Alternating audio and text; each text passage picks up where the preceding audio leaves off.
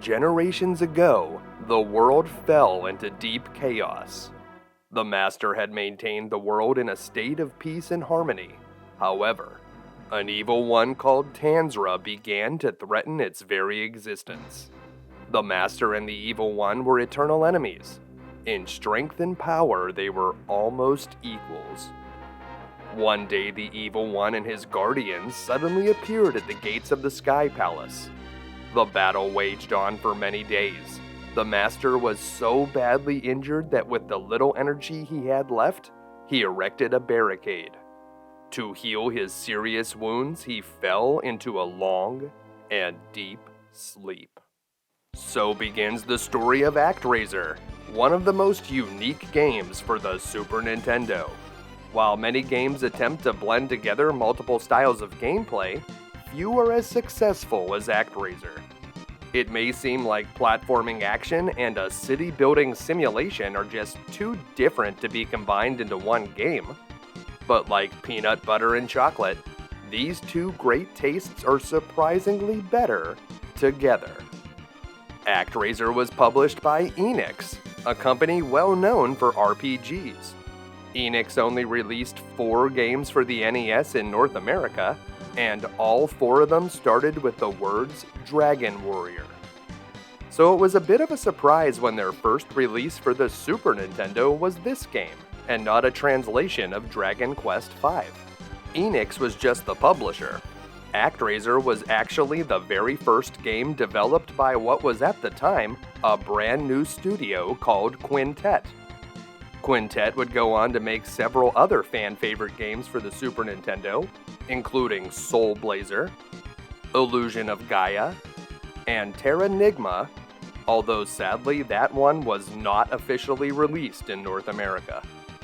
Quintet may have been a new company when they made Actraiser, but it was led by industry veteran Tomoyoshi Miyazaki, who was the scenario writer for the first 3 games in the Ys series.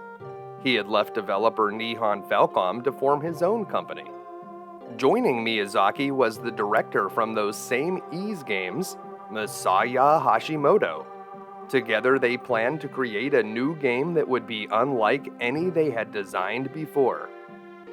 Another team member that defected from Nihon Falcom was composer Yuzo Koshiro. While some of you may recognize him as the composer from Legacy of the Wizard, he is much more famous for his later works on the Sega Genesis, where he composed music for the Shinobi and Streets of Rage series.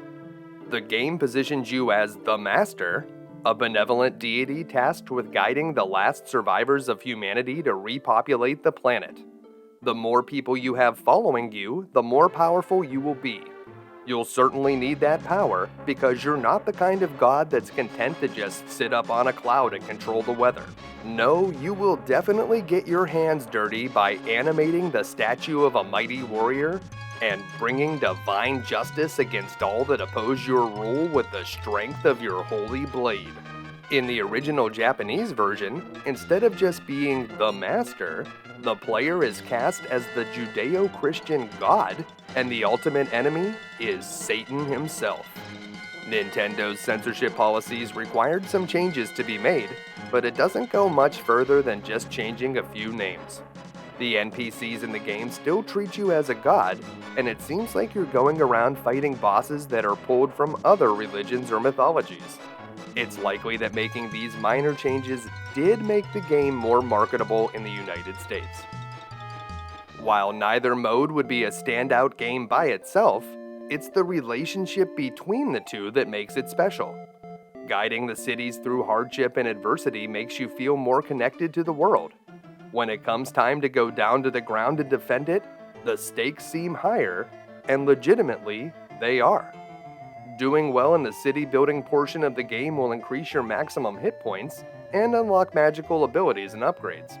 You may be surprised to learn, however, that the points you score in the action mode are critical for reaching the maximum population of your cities, creating a symbiotic relationship between the two modes. This formula was a recipe for success when Enix released the game in North America in November of 1991.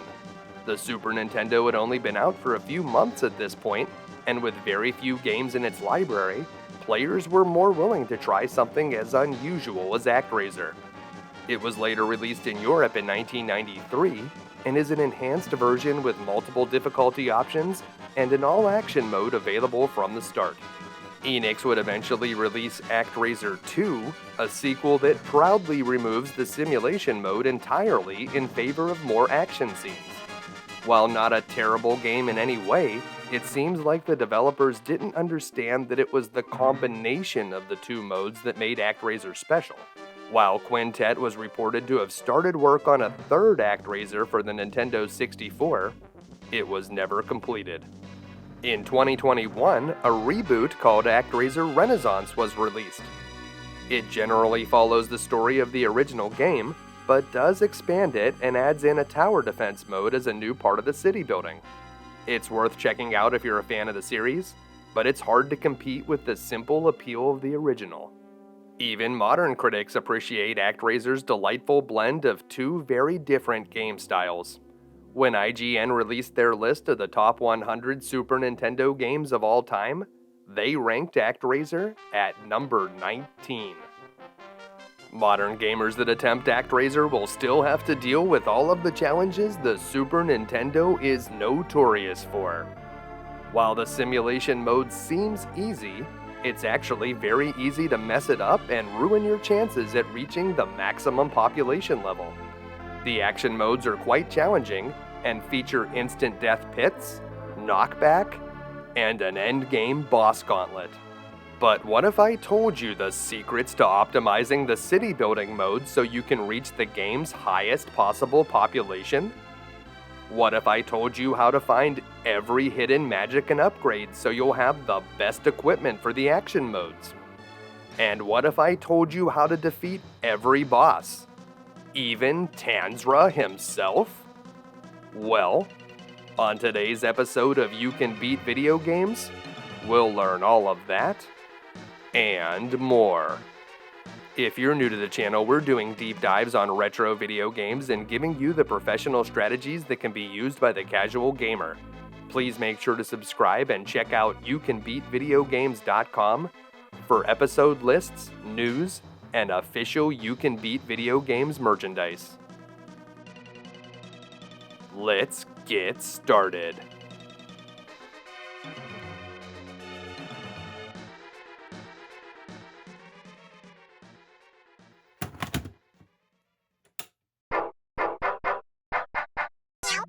Alright, Actraiser. As we begin a new game here in Actraiser, we wake up from our long and deep slumber. How long has it been? Was it centuries or millennia? It's hard to say. The one thing that we do know is that the world of today is very different than the world we left. Humanity was completely wiped out. And according to our angel friend here, monsters are in control of the earth. And everything happened because of a demon they call Tanzra, and that just happens to be the same demon that sealed us away. What terrible cataclysm wiped out humanity? Did Tanzra do it, or did humanity wipe itself out? It's not our job to learn these things. No. Our job is to set our message speed to 0 so that the text will come up faster, and then we're going to choose Fight Monsters because the game's first challenge is an action scene. It's time for Fillmore Act 1. The game smartly begins with this fairly easy action stage, but you shouldn't take it lightly. The stakes are actually very high here in the very first level of the game. We need to score as many points as we can so that we can increase our maximum population whenever we get to the simulation part of the game. So we need to kill as many monsters as we can, and we also need to make sure that we pick up items, especially those ones that add points to our score, or the ones that give us extra lives. Whenever we beat the boss here, extra lives are going to give us an additional 1,000 points each added to our score. After defeating that tree mini-boss, you want to make your way over to the right and then come back to the left across on this zip line. Make your way to the second zip line, And here we'll find a statue that you can cut, and inside there will be an additional life. Remember, we want to collect as many 1-ups as we can because they're going to be added to our score at the end. This game has a save feature, so if you lose a lot of lives and you know you're not going to have a very good score, you can always reset and try again. In order to reach the highest population for Fillmore, we're going to need a total score of 20,600 points, but we're going to be able to add the second stage, Act 2, to that score, so we only need to get about half the points right now. If we can get at least 10,000 here, we should be in good shape. Make sure to ride these trees to get that apple at the top, and over here we'll fight the game's first boss, the Centaur. The Centaur is fairly easy. If you make your way over to this brown patch on the left, the Centaur doesn't like to walk off the green grass, so you'll be fairly safe over here.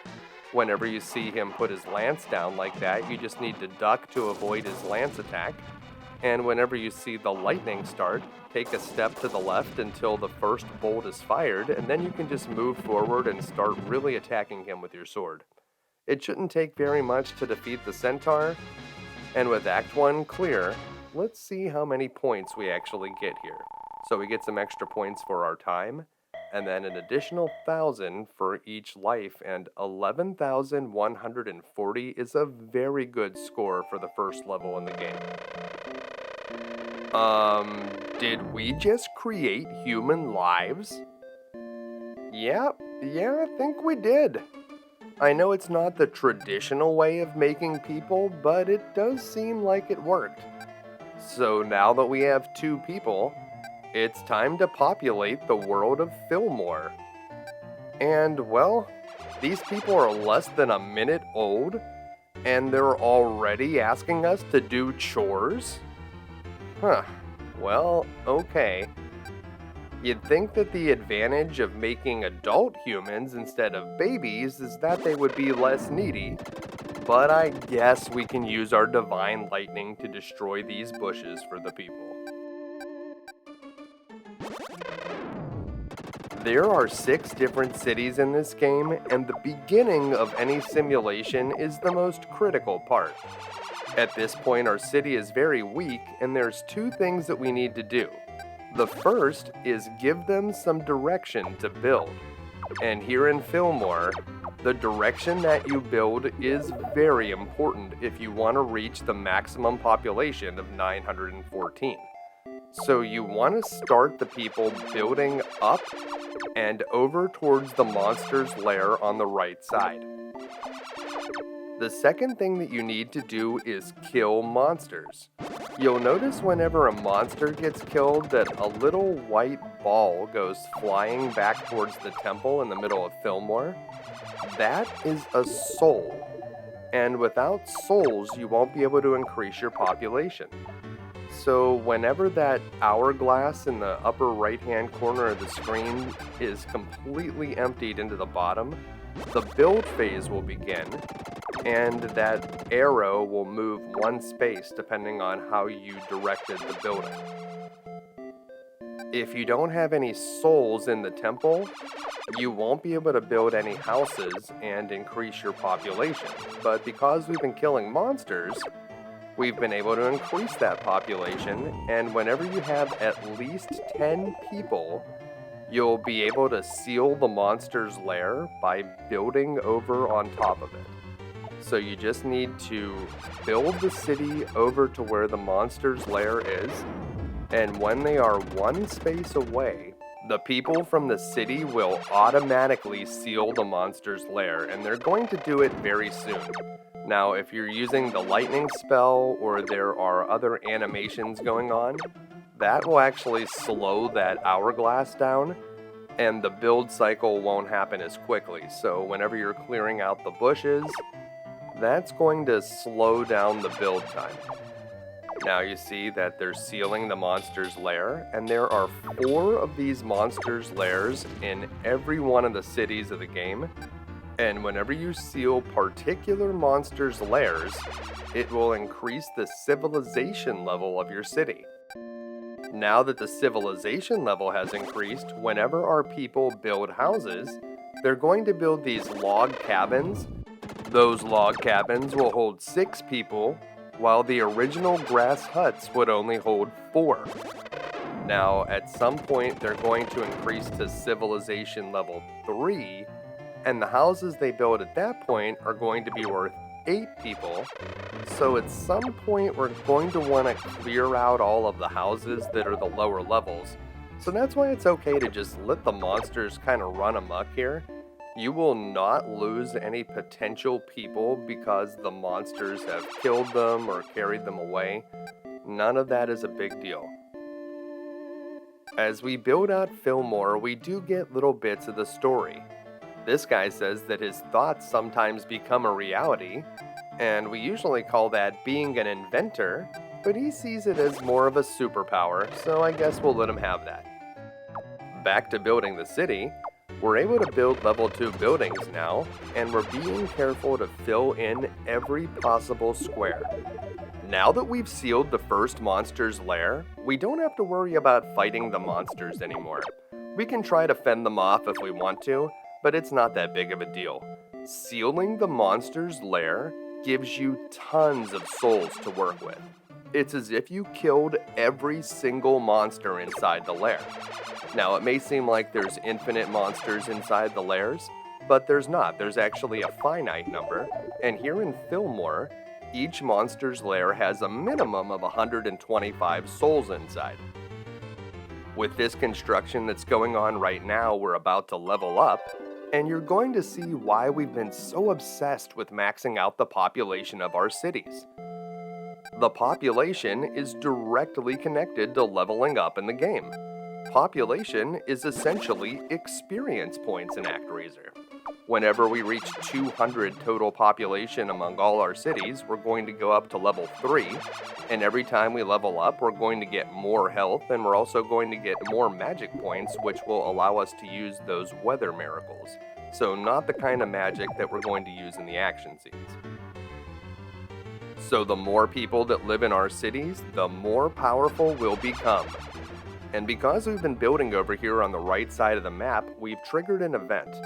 The people have a tip for us. They think we should use our lightning to destroy a rock on this square. And that's good advice, we should definitely do that. Once the rock is cleared out, the people will have something to say. They found something that may be useful. Oh, it may be useful, alright. It's our very first magic spell. And not the kind of magic that we use here in the simulation.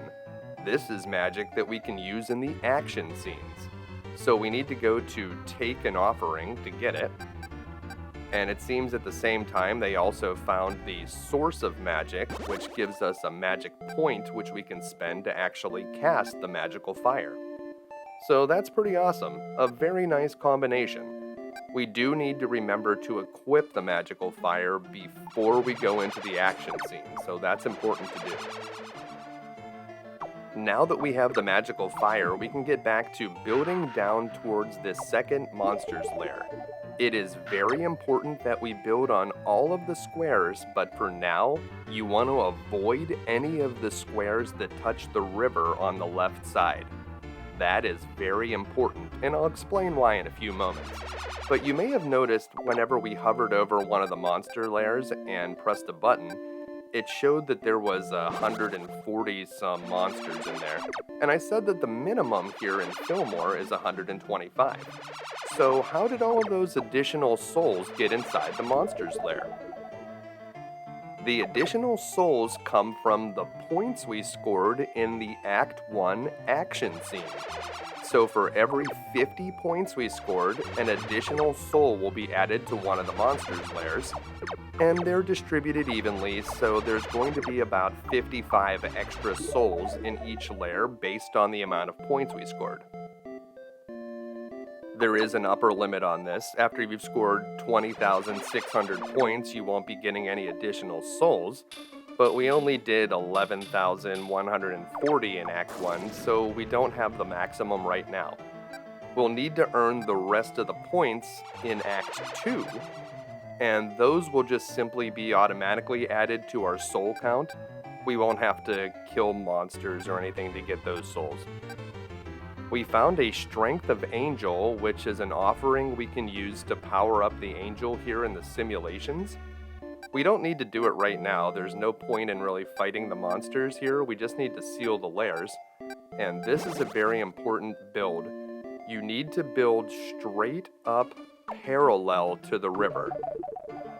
So make sure that you don't stop building right in the middle of the river either. You can't build bridges right now, but it's very important that we build the roads in the correct direction.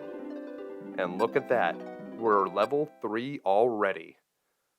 That's going to be very helpful. Now we have 60 magic points for miracles, and it seems that a fishing trade has been developed here in Fillmore, and they even found a nice scroll for us. So let's go take that. It's another magic point. Awesome. We'll be able to see why those sources of magic are useful whenever we get into the next action scene. But let me explain why I'm so worried about building bridges here in Fillmore. The game has a hard limit on how many structures can be built. It's 128. While some areas are limited by the amount of real estate or the type of buildings they can construct, here in Fillmore, it's all about the bridges, baby. We need to be super careful to minimize how many bridges are built because they count against that 128 building limit, and they don't increase our population at all. Each bridge essentially costs us a whole house. Right now, these level 2 houses, the log cabins that they're building, are worth 6 people each, but whenever we get our civilization up to level 3, each house is going to be worth 8 people, so that's actually quite a few if you add an extra 2 or 3 bridges. Suddenly we're talking about 24 people that we can't have in our town, and that's going to drastically reduce our total. So the way that we minimize building the bridges is by very carefully constructing the city. You need to make sure that you fill in every square on the right side, because once we cross over the river, we're not going to be able to build on the other side anymore. So we need to make sure that every square has been built on before we go over there. And we also need to be very careful when we're moving the build arrow that we don't stop it anywhere near the river and just run it straight up parallel to the river so that the road is built in that direction. The people can't build bridges just yet, but as soon as they learn how to, they're going to build them in any logical places. And remember, those bridges are going to replace houses here in Fillmore. So we're going to carefully make our build go up to this 3rd monster's lair, and once that monster's lair has been sealed, that's when they're going to learn how to build the bridges, and we're going to be very careful when we get to the other side of the river to build it in a very precise way. Alright, we're sealing up that 3rd monster's lair, and we're about to get a message that the people can build bridges. Although they also found something in the monster's lair, it seems that they got some kind of statue. And here's that message about the bridges. So now they're going to be able to build across that river, and we're going to be able to take an offering so that other cities will also be able to build bridges. The statue they were talking about is the bomb, which is a one-time use item we can use here in the simulation to clear any enemies on screen. It's not super useful, so feel free to use it whenever you want to. Now that we have those bridges though, this build is very important. So build over, down, down, down again, back up, over to the left, and then finish on the monster's lair. It is very important that you build it exactly like that to minimize the number of bridges. If you do it this way, they're only going to build one, and they're going to stop building over in the corner on top of that monster's lair, which will prevent them from building bridges anywhere else. You do not need to keep moving the build arrow around the screen to keep the city building. People are going to fill in any available spot as long as that square has been built on at some point. So, as long as the build arrow has passed over it during the actual build phase, so if you changed the building direction at some point and it never actually built on a certain square, the people will never build there. But as long as it's been built on once, people are going to fill in wherever they can. And you can see our one bridge has been built, so that's the only one that we're going to have, and we like it that way here in Fillmore. It's a little bit awkward for walking over to the left side of the map. You have to go all the way around the river, but sacrifices may have to be made for the greater good sometimes. We're about to level up again, which is going to bring us to level 4, but because we did well in the action scenes and got a lot of points, after we seal the 4th and final monster's lair, we're going to have a lot of souls to work with, and we should be able to reach that 700 population, which will bring us up to level 5 before we ever have to go into another action scene again. Sealing that 4th monster's lair will raise our civilization level to the max, so we'll be able to build better houses and structures, but it also unlocks Act 2. It seems that a gruesome monster called Minotaurus has been haunting the dreams of our inventor. That means we're going to need to go down onto the ground and enter an evil crater where we'll be able to face Minotaurus and destroy him. But before we do that, we want to get to level 5. And the way we're going to do that is by destroying our entire city with lightning. We need to clear away all of the level 1 and level 2 buildings. You also need to destroy all of those cornfields, so we're going to speed this up a little bit. Use your lightning to clear it all out. Later on in the game, we're going to get an earthquake. We don't have enough SP to use it right now. And the earthquake is a much easier way to clear out all the houses. But for now, we're going to need to use our divine lightning. It seems kind of mean, but by destroying the entire city, we're going to be able to build our population to a higher level. Remember, there's a 128 building limit, so we want to make sure that we're building the best level 3 buildings. Those level 3 houses that you see there can hold 8 people, and with this building cycle, we're going to exceed that 700 population and reach level 5. So now our maximum HP is 12, and we'll need 950 to reach the next level, so we're not going to be able to do that here in Fillmore.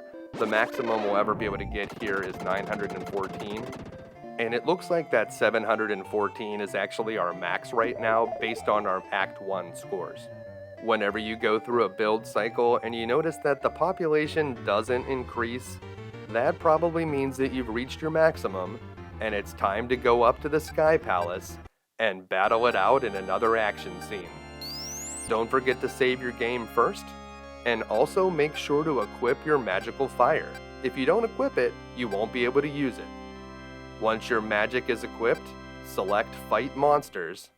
It's time to go down into the crater of Fillmore. First, of course, we're treated to this Mode 7 zoom-in effect, which was super cool at the time. To reach the maximum population in Fillmore, we need a total score between Act 1 and Act 2 of 20,600 points. So based on our Act 1 score, we need 9,460 more, although you may need more or less depending on how you did. There's a lot of bonus point items in here, so it shouldn't be too hard to do it between finding those and having the extra lives and time bonuses at the end. There's our first 1,000 point bonus, and right there the path kind of forks. If you just go on to the right, you'll be able to quickly get to the boss, but if you want to collect a few more points and items, you should climb up this way first. Carefully jump from platform to platform and take out any enemies that you see. Remember, enemies are worth points too. You do want to watch out for those stalactites. They can actually damage you. They're not just a decoration. And if you climb all the way up here, we can take out a few more enemies and carefully go over these spikes. The spikes here are not instant death, but they will deal you damage. So carefully make your way across the top. And if you go over to the right there, that will take you to the end, but if we wrap back around this way, we can get an apple to refill our health, and we'll be able to take out a few more enemies to boost our score, and there's a few more items we'll be able to find by taking the other path at the fork. If you scored a lot of points in Act 1 and you're confident you'll be able to get through here with enough, you can bypass a lot of this stuff, so feel free to move towards the boss whenever you feel comfortable. There's another apple over there on the left, and as you head over here to the right, there's some spikes that come out of the ground, and they're kind of hard to avoid while you're being pelted with knives by this red demon. Up here, we'll find some bonus points and an extra life. If you're hurting for points, you could collect the extra life, die on purpose, and then go through and collect everything again. The items will respawn, including the one up. You do need to defeat this dinosaur with a sword, so let him jump backwards a bit and then aggressively attack him to be able to open this door and move forward. In here, there's a short corridor that we need to traverse, and then we'll come to this long upward shaft. There's a little bit of tricky platforming over here. If you hang out too long near those faces on the side of the screen, they will spit fireballs at you, so try to move at a brisk pace through here. Take out any enemies that you see on the platforms, and just jump from platform to platform. It's not as difficult as it may look. Right here, you can just jump straight up to avoid those spikes. Take out this guy. You can also take out the shots that it fires with your sword. Kill that grub. And right around here, we're going to reach the top. You need to go like left, right, and you'll get up here. Watch out for these red demons that will pelt you with knives, and there's a nice big apple there to restore your health. Stop and let those spikes fall from the ceiling. You could just run right under them, but then those bone bats would get you. And here's the boss, Minotaurus. Don't even worry about avoiding this guy's attack, just get right up on top of him and rapidly smash him with your sword. You can also use your fire magic to deal a ton of damage. And with that, Minotaurus is defeated, and Fillmore is finally safe. It looks like we have a very good score here, well over the 9,460 points we needed to get the maximum number of souls here. So, all those extra souls are going to be added to our total, and we'll be able to build out the rest of the city. Sadly, it seems that one of the first two people that we made here in Fillmore has passed away. Our good friend the inventor is no more, but at least he's finally at peace. The people are even having a little parade around the temple to show how pleased they are for what we did for them. I think we can even make it a holiday. We'll call it You Can Beat Video Games Day. Enjoy it, people. And at this point, we can just kind of hang out and let the city build itself. We want to get it up to that maximum population, although you won't be able to get all the way to 914. There's a strange quirk here in Fillmore that the very last house needs to be built when we're not here. So we're only going to be able to get it up to 906. So whenever you get 906, that means that you can stop and we can go to the Sky Palace. Once we've built the second city a little bit, we will get credit for the last house in Fillmore. The next city is called Bloodpool, named for the toxic lake located in the area. We only need level 2 to get into Bloodpool, and with our current level, we could technically go to the third city, Kasandora, but we get really good rewards for beating Bloodpool, so we definitely want to go here first. Select Fight Monsters. It's time for Bloodpool Act 1. Here in Act 1, we need to cross a series of broken bridges, and below them is a toxic purple lake. If you fall in there, you won't just take damage, that is instant death. You'll need to kill as many enemies as you can find and also get this 1,000 point bonus here at the very beginning, because here in Bloodpool, we need to get more points than in any other city in the game. We need 27,100 between Act 1 and Act 2, and while it shouldn't be too hard to get that many points, we will need to make an effort to get them, or it's possible to end up short. As you cross these rope bridges, pay attention to the coloration on the platforms. Ones that look a little bit different may actually drop out from under you as you step on them, so you'll want to jump off of those very quickly. Watch out for this bird as you jump over the gap, and then there's this flying slug that comes out of the water here. Those log platforms down in the purple water will drop out from under you as soon as you land on them. Make sure not to stay on them for very long. If you cut back across here to the left, we can take out this lizard man and get an extra life. That'll be helpful for getting extra points at the end of the stage, or if you die, you can come back and collect it again while killing all the enemies and farming up as many items as you can. Head over to the right, carefully jump across these platforms because it's time for the boss, the Manticore. The Manticore does not like to be on the same side as you, and the best way to attack it is to try to get right underneath the Manticore and rapidly attack it from below. The big danger here is that you'll get hit by the fireball that it spits as you're jumping across that gap, and you may take a bit of knockback, which can drop you into the toxic purple lake. You do not want that to happen. So make sure to wait for the fireball to be spit so that you can avoid it, and then get across and start attacking the Manticore. Don't worry too much about running out of time, you should have plenty, and whenever he gets low on health, you can try using your fire magic, which is very advantageous to be able to use from across the water. It shouldn't take too many hits to defeat the Manticore, but if you're not careful, you can certainly die here. And with that, Act 1 is completed, and let's see how well we did on our score. Alright, 11,370 points. We're going to have a little bit of work to do in Act 2, but it should not be a problem. I think we'll be able to make the 27,100 points without a lot of effort. Well, there we go, making people again. Let's see what these people want. As usual, they're very needy. These guys want us to use the sun to dry up the marshlands. Well, that seems like a little bit better use of our divine miracles. It probably would be difficult for these people to dry up the marshlands on their own, but one thing about drying up the marshes, it uses a lot more magic points than the lightning does.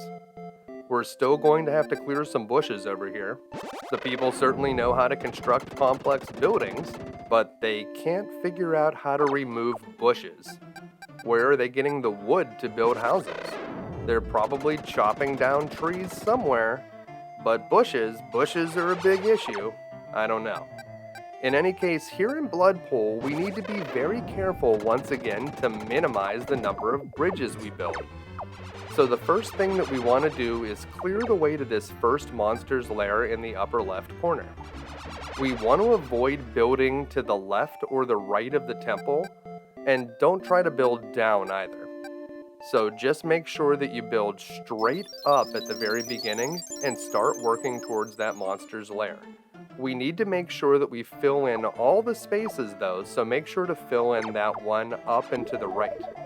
There's going to be a space that we don't use at all here in Bloodpool, and that is the space one to the right of the temple. Never build there. It doesn't support houses, and it'll give you extra bridges, so we absolutely want to avoid that space. Just like in Fillmore, there are 4 monster lairs to seal here in Bloodpool, but this time there's only 83 monsters in each lair, not including the ones that you get for the extra points that we earned in Act 1. Here we get a little bit of the story. If you were wondering if we were making all of the people with magic, or if we only made the first 2 and the rest were created naturally, it seems that it's the latter. The 2 people that we created at the beginning of Bloodpool have a son named Teddy, and he's going to be very involved in the plot around here. Now that we know that the people are being created naturally, though, I have a lot of concerns about the genetic diversity of these towns. Because we're at the beginning of the simulation, it could be a good time to use that Strength of Angel item that we found in Fillmore. Now we can defeat the enemies with ease. We're going to want to direct the building direction over towards the monster's lair. And once that lair is all sealed up, we should have enough souls to start really building out the city. But for now, we'll just keep taking out monsters to build up our soul count in the meantime. And we need to use the sun to dry up some of these marshlands.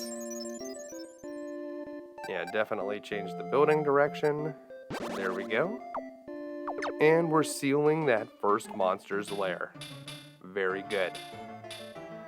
Whenever we seal that monster's lair, of course we're going to get a reward for it. The civilization level has improved. Remember that the level 1 houses can only support 4 people per house, but the level 2 houses here are going to be able to support 6 people per house. So we'll be able to raise our population much more quickly with level 2 houses. One trick that you can do at any time in Bloodpool is make it rain over the large red lake. You'll immediately get a message that the rising water has allowed them to find a jewel, and that jewel is the source of life. The source of life is something you'll definitely want to take. It gives you a permanent extra life every time you enter one of the action scenes. So yeah, you absolutely want to do that.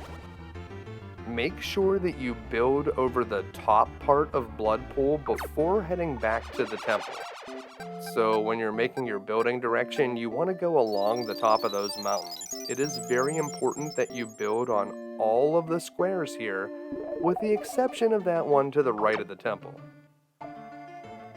So the town is being constructed again, and now you can see that they're building those log cabins, and our level has increased to level 6. We need 1,200 in our population to be able to get up to level 7, and you can see why it's so important to get the maximum population in Fillmore, because that 914 people that we earned there, that is being added to our score at all times. So now that we're working on the second city, it's going to make it a lot easier to hit those milestones that we need to level up. Right now, we're still taking care of the marshes with the sunlight and just letting the city build across the top of Bloodpool. You'll notice that they built a cornfield here, and we saw those fields over in Fillmore as well. That is a support structure, and the game automatically builds those. Each support structure is used to feed the people, and for every 32 people that you have in your population, you need 1 cornfield. But whenever you level up the civilization, they can actually build some better support structures that can support more people. You'll notice the ones in Fillmore, they have these purple factories. Those can support up to 72 people, and that's why you want to make sure that you use your lightning to wipe out any fields so that they'll replace them with those factories. Now, I don't know what kind of food they're making in the factories. I'm a little bit worried that it's like Soylent Green, but in any case, you want your civilization to be using the best support structures in addition to being able to build the best houses. So whenever you're fully leveled up, sometimes there are some things you need to do to make sure that they're building the best support structures. So now we need to build again, and we want to build on that square over to the left of the temple, but we want to immediately build back to the right on top of the temple. So make sure you do that all in one move. And then it's time to use that bridge offering that we got in Fillmore. We also got a message that the people can now produce wheat, and wheat is another one of those support structures. The wheat support structure can support up to 48 people, and it's not as good as the factories, but the people here in Bloodpool will never learn how to do factories, so the wheat is pretty good. make sure to take it as an offering. They'll actually offer you 2 of them. And we can also take a loaf of bread, which we'll need to use right over here. So use the bread, and it's going to make you highlight a person. So there's Teddy. And now that we've given him the bread, we will trigger another story event. So Teddy's back home, and he was trying to figure out why the lake was poisoned. Could it be because of a monster's lair? Well, we're going to get this skull item, which we want to immediately take, and using that skull, we're going to be able to destroy a monster's lair that we're not able to seal by building over to it, because it's located in a remote area of Bloodpool. So we can use that skull, but first we might as well show them which way to build, and this is important. You want to build over to the left and then back to the right again. That's going to prevent a bridge, and we'll only have one bridge going straight down from below the temple. So that's where you want the bridge to be. And we can wipe out this square of marsh, but it is not important because we are never building there. That's the next monster's lair that we need to build to, but remember there's one that we're going to be able to wipe out with that skull, and we can do that whenever we want to. So we'll take care of this monster's lair by carefully building over to the right, and then down, and then over to the lair. And we're doing this first just because it's so important that we don't mess this up, or we'll accidentally build extra bridges, and we just don't want to do that. So we'll take care of this monster's lair, and then we can take care of that one that we have the skull for. So let's just make sure that this is all good. Just need one more build step. And with that one more build step, we'll be able to seal up the blue dragons. And this will also raise our civilization level. Before we can actually clear that other monster's lair that we need to use the skull on, we have to remove these bushes that are on top of it, so use the lightning for that. And the lightning will reveal the monster's lair. And then, yeah, let's just use the skull, get it done. Whenever we do this, it's going to trigger a whole bunch of story events. And they're kind of neat. Watch the Bloodpool turn to a normal lake. And whenever we do this, we're going to get a very good reward. That's right. They found a magic scroll. You might think that this is just going to add another magic point, but no, it's actually better than that. This is the magical Stardust, which is one of the best spells in the game. It makes a bunch of comets rain down, and we're going to be using the magical Stardust a good bit in the game. One of the problems with it though is that where the comets strike is random, so there is a little bit of random chance involved with the magical Stardust. So for some bosses I actually prefer another magic that we'll find later. But for now, the magical Stardust is excellent and we're going to be very happy to have it. With that blue dragon's lair sealed up, the civilization level is increased and we need to make some more precise moves so that we don't build any unnecessary bridges.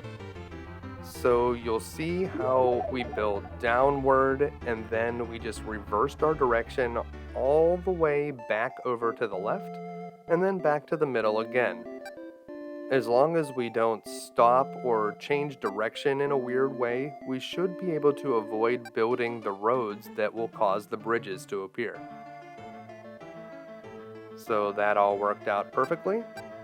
And now we'll do another careful build. So we come down here all the way to the bottom, over to the monster's lair, and then back in that direction. So make sure to make those moves. We are going to build another bridge in that last square, but by doing that build direction, we will be able to cover all of the squares down here in the bottom, and that last bridge is one that is built on a square where we'll also build houses, so it's one that is unavoidable.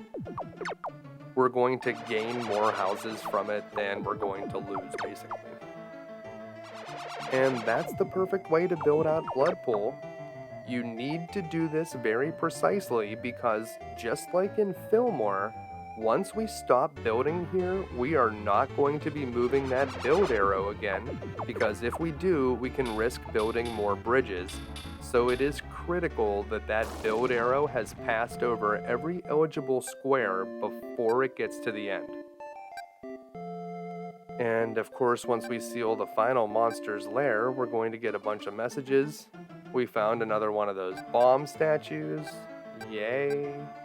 I mean, make sure to use these whenever you want to, and you can take that extra wheat if you feel like you need it, but you can only hold 8 offerings at a time, and those people will offer you the wheat anytime that you want it, so you can come back and get the wheat at any time.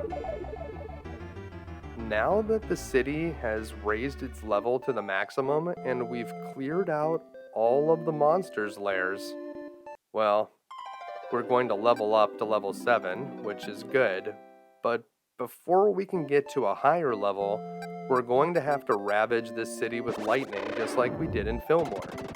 Remember, the lower level buildings can't support as many people. For the good of civilization, we need to wipe out all of the log cabins and all of the grass or mud huts. Because remember, those types can only support 4 or 6 people, while these purple roofed houses can support 8. We also need to make sure to get rid of any cornfields because those only support 32 people, while the wheat fields can support 48. And whenever you clear away the cornfields, the wheat fields will replace them. Sadly, it looks like we're a little bit short of the 1500 we need to level up again. So it's time to go up to the Sky Palace and take on Bloodpool Act 2. We could theoretically move on to a different city, but we're going to get some decent rewards for completing Bloodpool Act 2, so we should definitely do it. We also want to make sure that we don't forget to equip our Magical Stardust, which is a big upgrade over the Magical Fire. And we should save our game as well because we need to score a decent amount of points here in Act 2 to reach the maximum population, so we don't want to mess that up. Saving our game can help us prevent that problem. We need something in the neighborhood of 16,000 points here considering our Act 1 score. Remember, we need a total of 27,100. But it's fairly reasonable now that we have that source of life. You can see that we have 4 lives in reserve instead of the usual 3, and there's lots of enemies and items to find here in the castle. At the bottom of this contraption, we can find an extra magic point, but be careful. There are some pinching spears at the bottom, which are instant death if you touch them. You'll also want to clear out any enemies that you find to get the extra points. We're going to make a dangerous jump here. Those spikes in the middle are safe, but the ones below the platforms, very dangerous. And by safe, I mean they won't kill you immediately, they'll just deal you a little bit of damage. Jump over here to the right and don't go all the way to the top where there's some more instant death pinchers. Take out these flying banshees, and make your way to the bottom here, where we'll find the door to move on to the next part. There's a cool lighting effect in here which will make the platforms difficult to see. It reminds me of something from Mega Man, but if you go all the way to the bottom, you can find a full apple which will restore your health to the max. Make your way up the right side here and climb these platforms to the top, taking out the red blobs as you see them to raise your score. These platforms will fall out from under you, and the pits below them are instant death. We want to take out these gargoyles from below them so we can avoid the fire that they spit, and they're worth a decent amount of points, so you do want to take them out. 300 apiece. At the bottom, this little guy is more dangerous than he looks. He can actually extend his arm out and hit you, but we'll want to grab that magic and make our way to the right. Over here, the lightning bolts from the water stage and Ninja Turtles on the NES block our way. Wait until as soon as it disappears and then jump forward. We can try out our magic down here. It could be a good spot to use it. We will not need the magic for the boss. The boss is actually pretty easy in this one, so feel free to use your magic wherever you want to. Make your way up on this right platform. swing your sword around so that you can hit any red slimes that jump up off the wall. You can even hit them from behind sometimes. Over here on the left, we'll find a 1-up. Be careful of those instant death pinchers on the top. And then take the door on the right side. We can use some more magic to clear the enemies here. Remember, we're not going to need magic for the boss, so we may as well just waste it. It doesn't give us extra points or anything at the end. One more star storm should wipe out all those enemies. And we've made it to the final area, so climb this area up, and there are some bricks that pop out of the wall. You probably weren't expecting the Yoku blocks from Mega Man to show up here, but they're not quite as difficult in Actraiser as they are in Mega Man. Just take your time, jump from block to block, and eventually you'll be able to grab a full apple on the upper left side, and then make your way across to the right, where we'll find the door that leads to the boss, Zeppelin Wolf. This boss will appear in a random place in the room and try to shoot at you. If he appears on the ground floor or on the top, try to avoid him, but if he appears on one of the middle platforms, get right below him and just wail on him with your weapon. The trick is to only clear half of his life bar, so you want to clear it down until it's red right below the letter I in the word time, just as you see it here. Then when you do your next sword barrage, you should be able to clear all or almost all of his life bar, meaning you won't have to deal with his second form at all. You can just get right on top of him, swing a few times, and the werewolf form will go right down. And with that, Bloodpool Act 2 is clear. Let's see if we made a high enough score. Yeah, it looks like we're in good shape. Whew, barely. You might think that clearing Act 2 would solve the problems in Bloodpool just like it did over in Fillmore. But well, the world is not that simple. We do get a magic scroll, which is a source of magic that will give us an additional magic point, so that's a good reward for completing Act 2. But sadly, the people have become bitter and selfish. They're quarreling and fighting in the street. The people want something that will calm them down, but right now we don't have anything. We could send a savage earthquake and kill everyone, but that doesn't seem like it would solve any problems. The people that would come back would still be angry. Right now it seems that our population growth here has been halted. It's time for us to move on. I know that's a disappointing ending to Bloodpool. Would really like to be able to finish building out the city, but the good news is that the people in Kasandora have the remedy. But first we have to experience a dangerous liaison by fighting the monsters in the action scene. It's time for Kasandora, Act 1. We only need 21,100 points in the Axe of Kasandora, which is fewer points than we needed over in Bloodpool, so it shouldn't be too hard to get them. Just make sure you're killing the enemies and cross over these dinosaur bones. Or was it a dragon? Hard to say. That fire guy is fairly annoying. It'll drop fireballs that can damage you, and it always seems to be slightly higher up in the air than you can reach. As you pass over the sand dunes, watch out for the tentacles that come out from the low points. And as we head across here, we can cut across these plateaus. The cacti at the bottom will damage you if you touch them, so watch out for those. They're sort of like the spikes that we saw all over in the castle area. Also, that moving sand does influence your movement, so be careful whenever you're on top of it. Make your way over to the right. We're going to conserve our magic in this one. The magic is very good against the boss. You can see how this fire is just always a little bit out of reach. That guy is obnoxious. Head past these blue trolls that can throw spears at you, and make sure to jump over that gap. It's instant death if you fall in the pits here. Take out these enemies. Although there is knockback in this game, I've noticed that it's actually hard to fall off of those particular platforms. We're going to climb up here, so just climb all the way to the top, and then make your way over to the right. fell down a little bit, no big deal. Watch out for these flying insect warriors that seem to be part scorpion, part bug, part lobster. Yeah, they're part a lot of things. They are definitely some kind of freakish mad science creation. Down here, if you're careful, you can get a 1-up, and you need to jump from the very edge and make sure to slash your sword as you jump across there. The good news is if you miss it, you just got a 1-up, so you can try again. But it is possible to make that difficult jump if you slash your sword at the height of it. After doing that, we can climb up this insect village and make our way to the right, where we'll find a full apple to restore our health. Drop down carefully to the right side, you don't want to fall in any pits. And over here, we're back onto the sand dunes. Head up the moving sand and across the rocky cliffs. Grab this full apple to restore your health. And that's right, R2. We're not going to rendezvous with the others.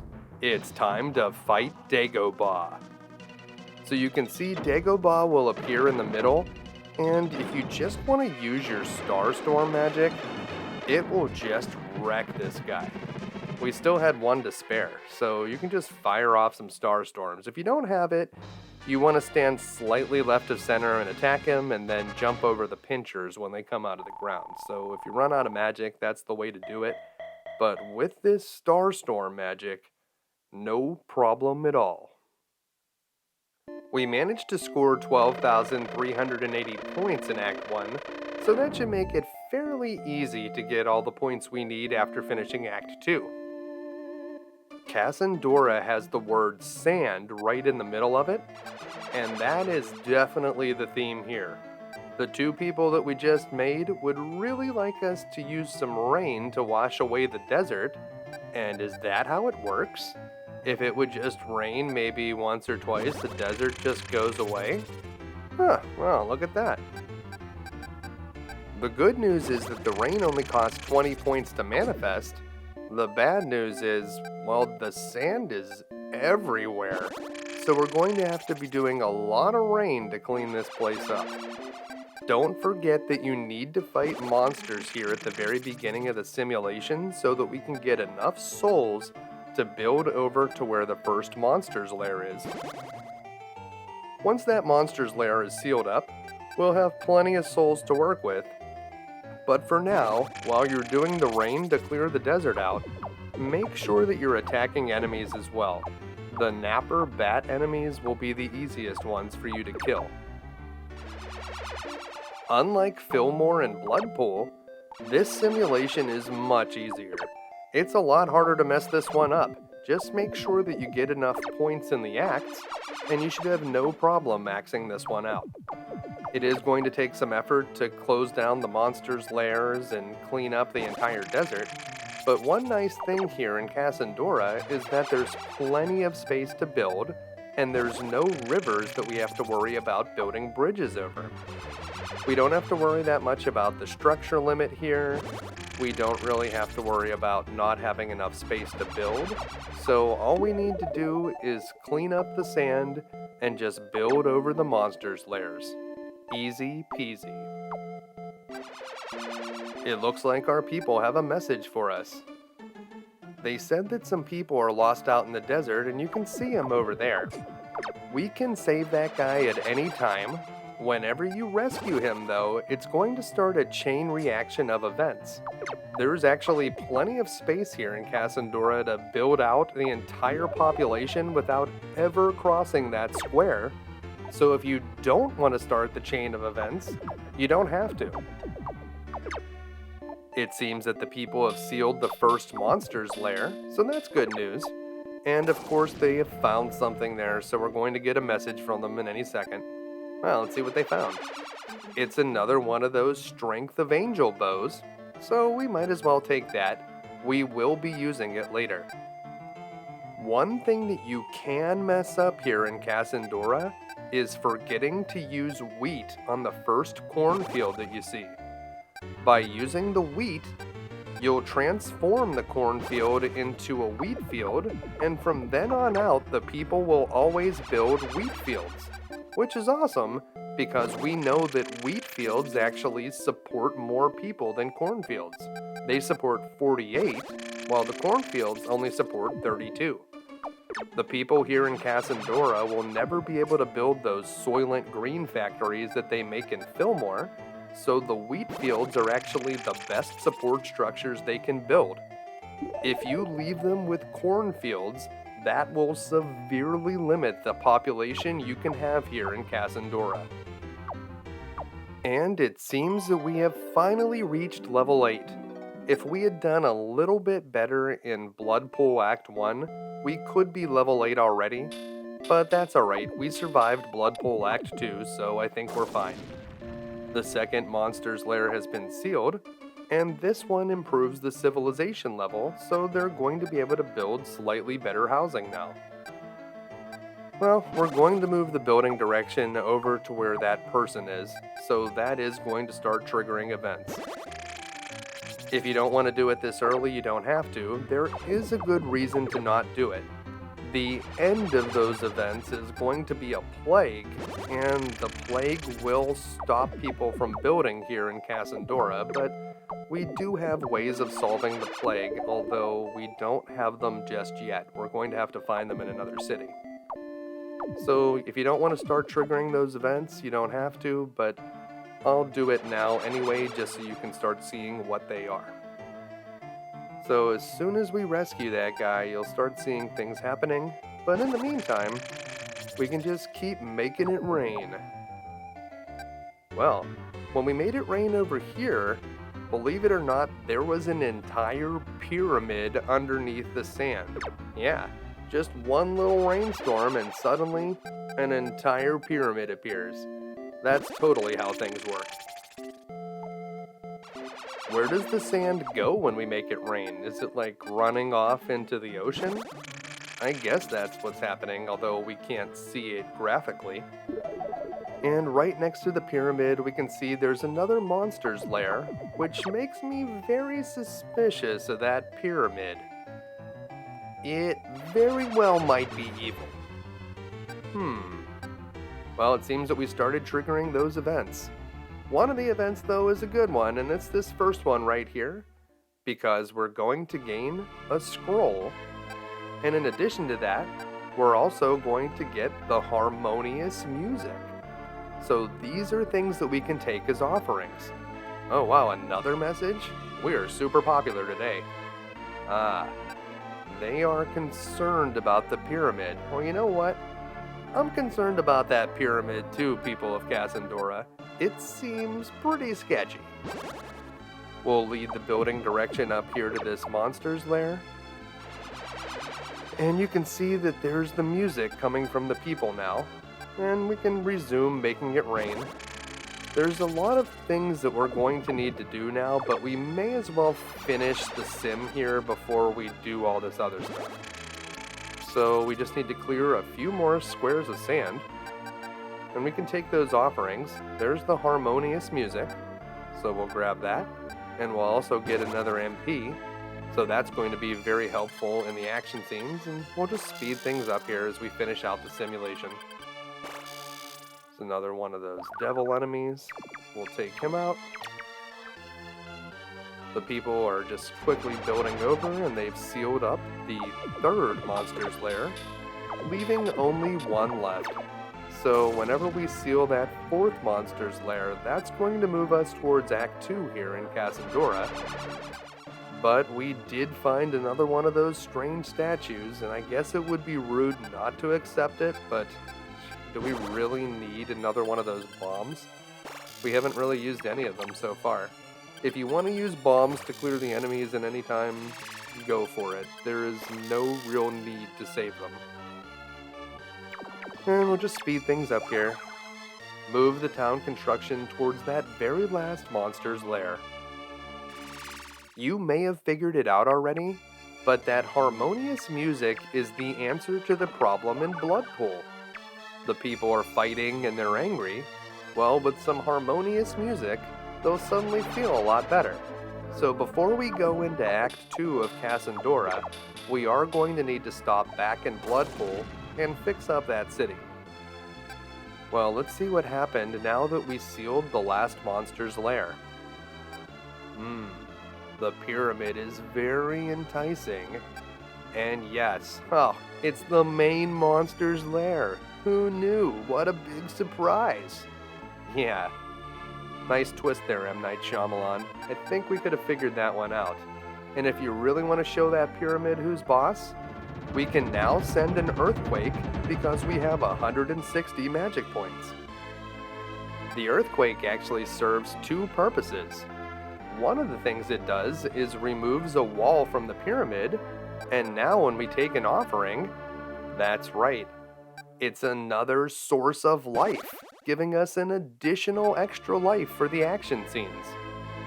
We can also grab that bomb, but the second thing that the earthquake does is it levels all of the level 1 and level 2 housing. So now we can rebuild the city with the highest level housing. After the earthquake, the city will actually be rebuilt very quickly. So just keep moving the build arrow around. There's a lot of space here in Kasandora. The real limiting factor here is the fact that their best support structure is wheat, which can only support up to 48 people per field, while in some of the other cities you'll be able to get those factories or windmills, which can support 72 people, and you'll be able to get slightly better populations in some of those areas. We have no problem reaching level 9 here, and with this setup, we should be able to easily take it up to level 10. So just keep building, and there's no monsters to bother us right now, so just keep the arrow moving, and we can kill time as the people develop the city. And with this build, we're going to cross that 1900 mark, which will take us up to level 10. Level 10 is a big deal. Not only does it increase our health and our magic points just as every level does, but level 10 is the level we need to be able to access all of the cities. So there are no cities that will be blocked from us because of our level anymore. So if you want to go to the very last one at this point, we don't, but if we wanted to, we could. There are a few spots down here at the bottom that you can build on, so if you need some more places to build, you can move the arrow all the way down to the bottom. And at some point we are going to reach our max, and it's going to be time to return to the Sky Palace, and we have a little bit of unfinished business to attend to over here in some of these first two cities. The first one we need to visit is Bloodpool. They had a problem with people fighting in the streets and being selfish, and somehow harmonious music is going to solve all of their problems. Man, I wish it was that simple. And with the harmonious music, we now have world peace. Thanks, musicians. The people of Bloodpool also have a compass for us now that we've fixed their city, and that compass is going to be a very useful item over in Fillmore. For now though, we can spend some time maxing out Bloodpool, so if we just hang out around in the city, you'll notice that the build phase has begun again, and the town can continue building now that they have the harmonious music. This is good. We would definitely like to get the rest of the population here in Bloodpool. If you really wanted to be able to max this city out early, you could spend time farming points in Act 1 of Bloodpool. That way you won't have to worry about the build stalling out at any point, and you can actually get all the way up very close to the maximum population before anything bad starts to happen. And we leveled up again. Now we're level 11. Alright, we need 2,500 people to get to level 12, so we may not be able to do that without going into another action scene. But maybe we can if we squeeze every last person out of the Bloodpool here. Let's see, we're going to be close. I don't think we're going to quite get there, but there it is. 874 is the maximum population that we can have here. Now it's time to return to the Sky Palace, and we need to go over to Fillmore so that we can give them that compass that we got in Bloodpool. With the compass, we're going to be able to get something very good, so don't forget to do this. Now that they have the compass, the people will open a deep-sea fishery here in Fillmore. And there's the boat, you can see it over here in the ocean, and we're just going to speed things up a little bit. It takes a few build cycles for this to work, but we're going to get a good item for this. Also, I want you to notice that we have 914 people here in Fillmore, and when we left before, we were 8 people short. That's because one house was built when we were not here. And well, a strange jewel was found while they were fishing, and we definitely want to take this offering because it's another source of life, which is going to give us our 3rd extra life whenever we're in the action scenes. Extra lives are extremely useful here in Actraiser. Even if you're really good at the game, they're worth extra points, so you definitely want them. Now it's time to save the game, and we're going to take on Kasandora Act 2. So let's bust into that pyramid and raid that tomb.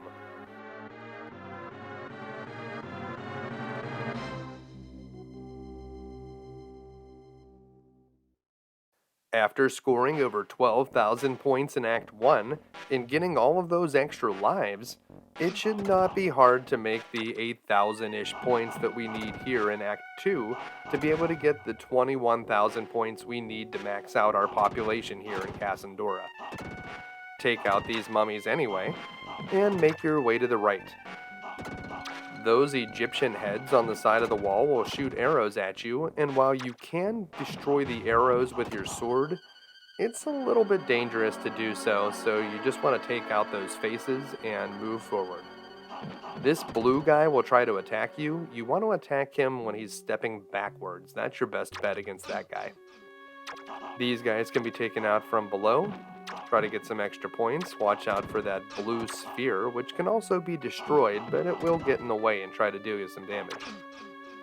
We're just going to head down here to the bottom where we can kill a scorpion, jump over that spike pit, which can deal you damage but is not lethal, and over here we can find another scroll so we can use more magic. The magic is going to be very useful against the boss, although we probably won't need all of it. It'll be nice to have. Ride that platform to the top and jump over here to the left. We want to be careful on these platforms if we want to try to get the one up that's over here on the left side. So wait until this one is moving towards you and jump at it, and then jump from here over to the one up. And be careful as you drop down. You do not want to fall in that pit at the bottom. That is instant death. Also, if you're riding on that platform over the instant death pit, it does drop out at the very bottom, so make sure to jump or something when it gets low, or it will drop you off and kill you. Over here we can climb some platforms. There's a full apple to restore your health. And these platforms are not that difficult to navigate, so just keep making your way to the top. Head past this scorpion and through the door, and that will take us into the last part of the pyramid. There are some things here that will drop on your head, so you want to try to run past those, but there's enemies on the ground as well. So it can be difficult to get through that area without taking any damage. Over here we're going to climb up this shaft. Watch out for the arrow-spitting heads on the wall. Kill them when you can, and then make your way to the top and then over to the left, where we'll be able to cross some platforms. There are some snakes at the bottom, which you can take out for more points. Very easy to take out all those snakes in a single swing. And we're just going to keep climbing over here. So climb on up to the top. And up here, we're going to make our way across. There's mummies, and there's these spike pits here, but the spike pits are non-lethal, so if you do hit them, they'll just deal you damage. They will not kill you immediately. Although you want to watch out for this one. Jump onto the platform when it's above the spikes and moving upward. This platform moves very quickly, so when you get to the top, jump over and you want to take out that blue guy. And there's a full apple behind him, so you can be pretty aggressive. This guy is a little bit more difficult. He bounces around and shoots things at you. You'll want to take him out and then move through the door, where we'll meet the boss, Pharaoh.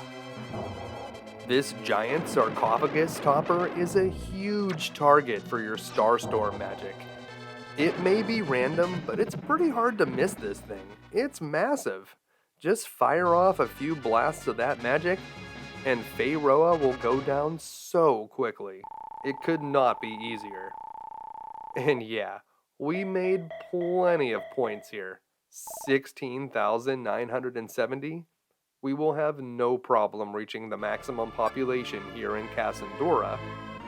But unfortunately, they are going to need a little bit of help first. Sadly, the person that sealed the pyramid died, but they want us to know that we should go and help some other lands. Yet they have another message for us first? Yes. Our reward for beating Act 2 here is another magic point, which we'll get from a source of magic. The bad news is, too many of the people now are dying from a plague, and that is going to really halt production here in Kasandora. The plague is bad, and it was triggered essentially by rescuing those people in the desert, but we did want to get the harmonious music so that we could fix up Bloodpool, and also get the compass so we can get another extra life over in Fillmore, so I think it was a good deal overall. The next thing we need to do is move to the next city, and while we're supposed to go to Aitos, I think it's actually better to skip ahead and go to Maranha. Yeah, we're going to do things a little bit out of order here. The rewards that we get for doing this area are actually a lot better than the ones that we'll get for doing Aitos, so I certainly recommend doing this first. You may think that because we're skipping ahead, this action scene's going to be a lot more difficult than the previous ones, and it really isn't that tough.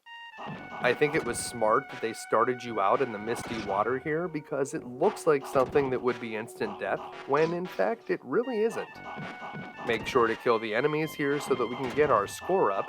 This is a short level, so we want to maximize our opportunities to get points. We do have a lot of extra lives now though, so that's going to make it a lot easier to get extra points moving forward.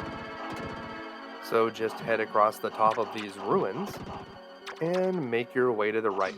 That green enemy will jump over you, so you can attack it as it lands.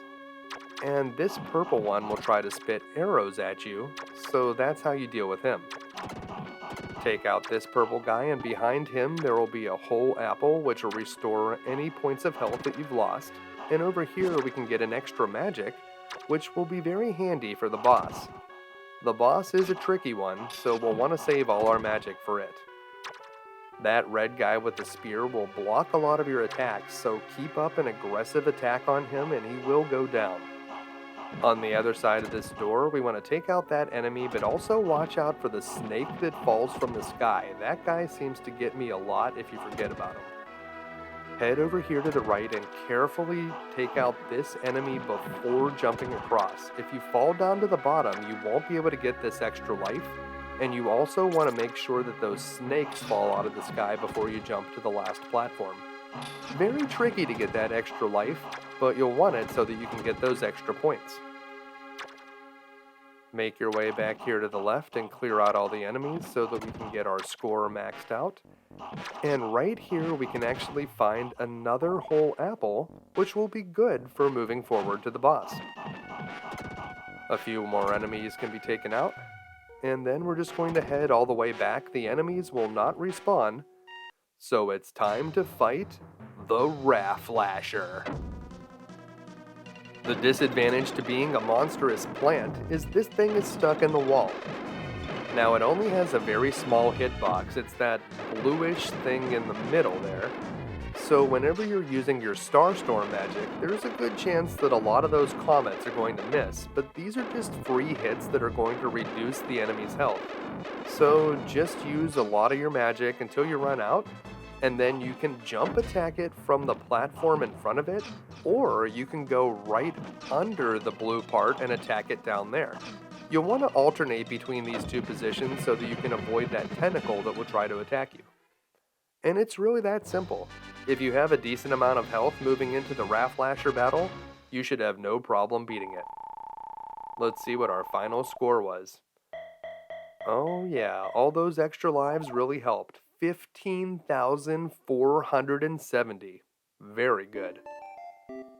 Maranha is a very small area, and we actually only need 16,300 points to max out our population here, so we were very close to that right there in Act 1. Well, we made 2 more people. Let's see what things they want us to do now.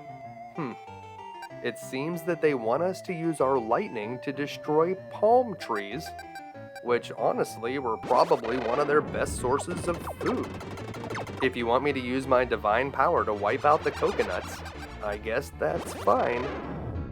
Just like in the city of Bloodpool, we're going to use the sun to dry up the marshy areas, and underneath this one, there's a monster's lair. Because the beginning of a simulation is the only time when you really have to fight monsters, now is a good time to use our Strength of Angel, so we'll use that, and we'll also change the build direction so that the people will seal this first monster's lair. We need to kill a bunch of monsters first though. Remember, we need a population of at least 10 to be able to seal a monster's lair, so we'll need to kill a number of monsters so we have at least 10 souls to work with. So we're just killing monsters. Hopefully whenever we build again, oh yeah, 18, so we definitely have enough people to seal the monster's lair, and they're going to do that shortly. Once this first monster's lair is sealed, we'll have plenty of souls to work with, and it won't be very important to fight the monsters anymore. And we're also going to get a prize. Let's see what it is. Oh, a statue. Thanks. Yeah, it's another one of those. Don't get too excited.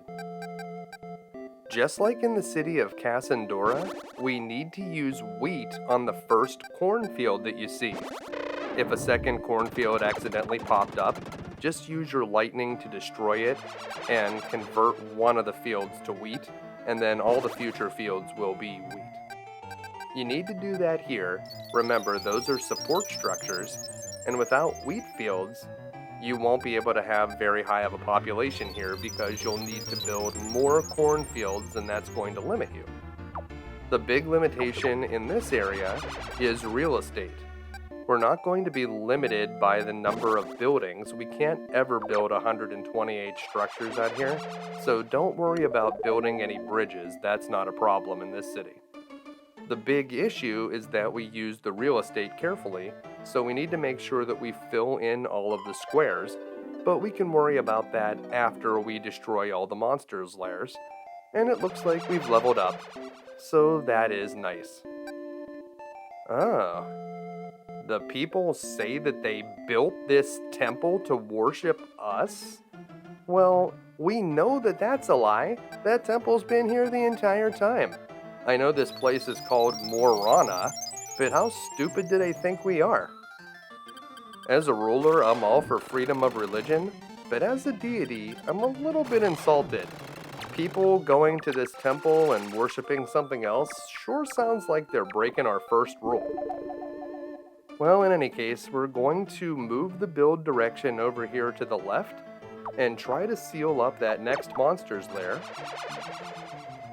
And, let's see. Many of the people turned against us. See, I knew that was a problem, but the people say that it's something they should address on their own. I can't say that I agree with that. I feel like we should be a little bit more hands-on against these traitors. I certainly hope that the people aren't mad at us because we destroyed all of those coconut groves. That was something that you guys asked for. I didn't say, hey, let's just destroy all the coconut groves. No, you guys demanded it, so I don't want to be blamed for that.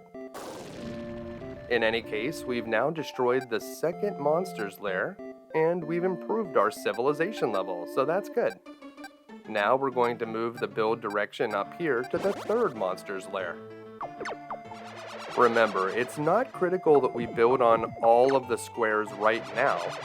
We'll be able to build on those empty squares a little bit later. All we want to do right now is seal up all the monsters' lairs so that we can get all the souls out of there, and then the monsters will stop fighting us and we can just build the city at our leisure.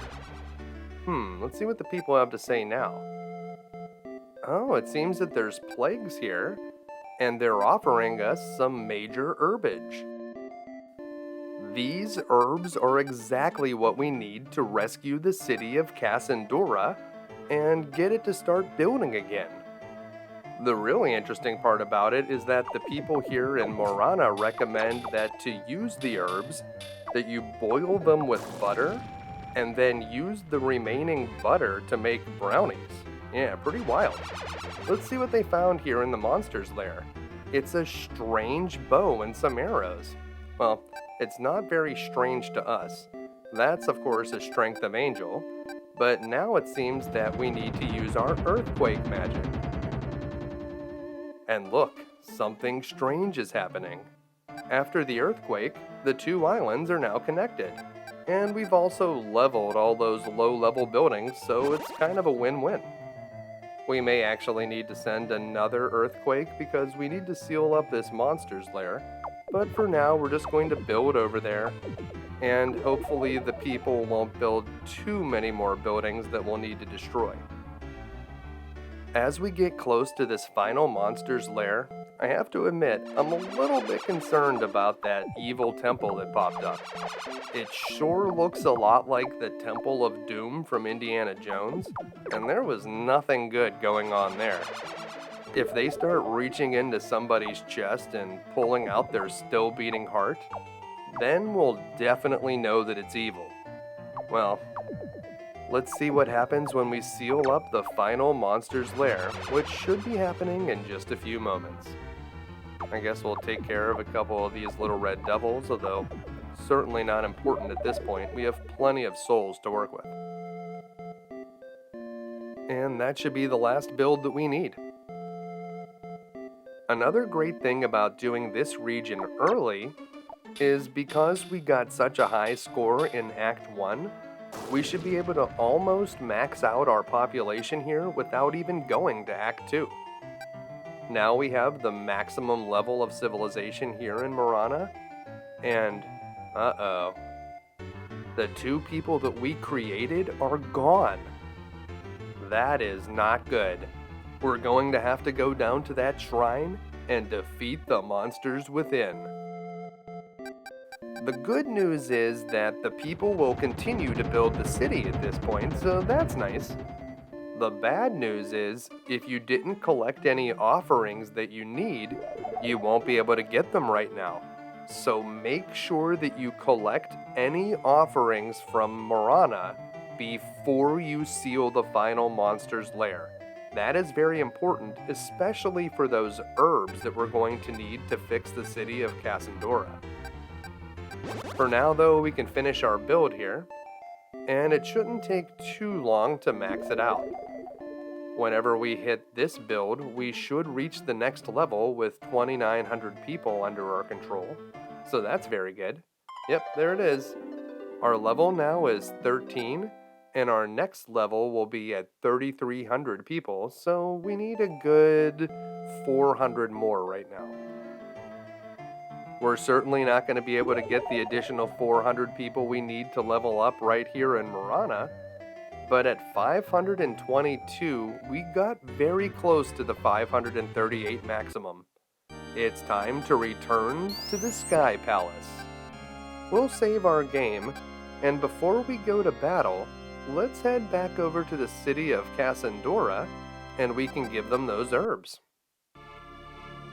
All you need to do is use the herbs, and the city of Kasandora will begin to build once more. But that's not all that's going on here. The cities of Kasandora and Maranha are somehow connected. You may have noticed the Nazca line-like formation in the upper left corner. That has the same shape as the bird-shaped island in Maranha.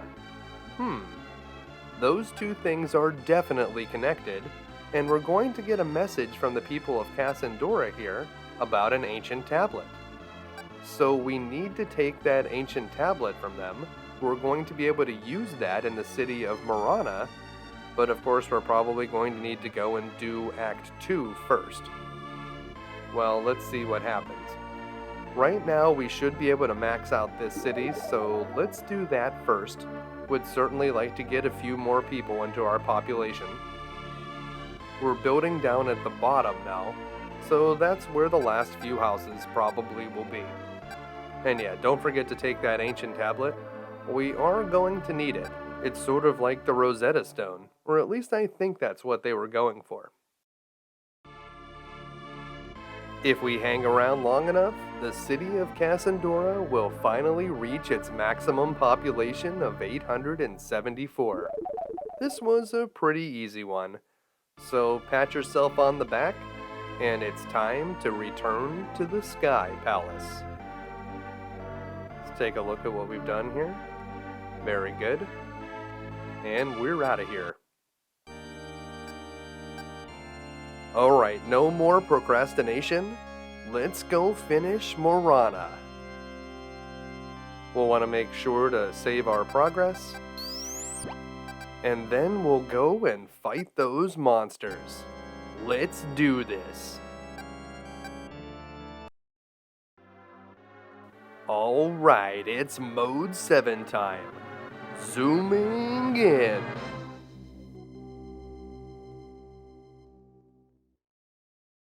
Here in Maranha Act 2, we're inside the temple now, and we want to head to the left. Take these enemies seriously, they can be dangerous if you don't attack them. They'll start spitting fireballs at you, and that is kind of annoying. Once you get onto this elevator, go over to the far right side, turn to the left, and just start rapidly attacking. Nothing will be able to damage you, and you'll easily get to the bottom. We don't need a lot of points here since we did so well in Act 1, and that's good because while there are a good number of enemies, there's not a ton of items. Over here on the right side, if you can jump over those platforms, you'll be able to get a 1-up, and right below it is the door that you need to move over to the right side. You can actually go in a couple directions there, but if you go over this way, we'll be able to get another 1-up. So make your way to the bottom, attack any of these Grim Reapers that you see, although you can just kind of run right by them. And here's where that 1-up is. It's right in the middle of those spikes, although those are not instant death spikes, they'll just deal you a little bit of damage. Drop down there, get the 1-up, and then ride the platform out, and head over here to the left. Over here, if you could go all the way to the left and make the jump up to that ledge on the left side, there would be a whole apple over there, but you're not able to do that, so you won't be able to collect both items. We're choosing to get the 1-up because that seems a little bit more relevant and it'll let us get a higher score. Head down here to the right and go through the door. It's time to fight Kalia. Kalia is another one of those bosses that can be easily defeated with your magic. He'll try to drop on you like Pharaoh, and whenever he drops down, you can get a lot of attacks in with your sword. But if you have a lot of magic spells available, just rain down the Starstorm and this guy will be no match for it. There is some randomness to the Starstorm, so you may need to hit him a few times with your sword, but with your magic, this guy will be no problem. We will have a different plan for this guy, though, when we fight him again later in the game.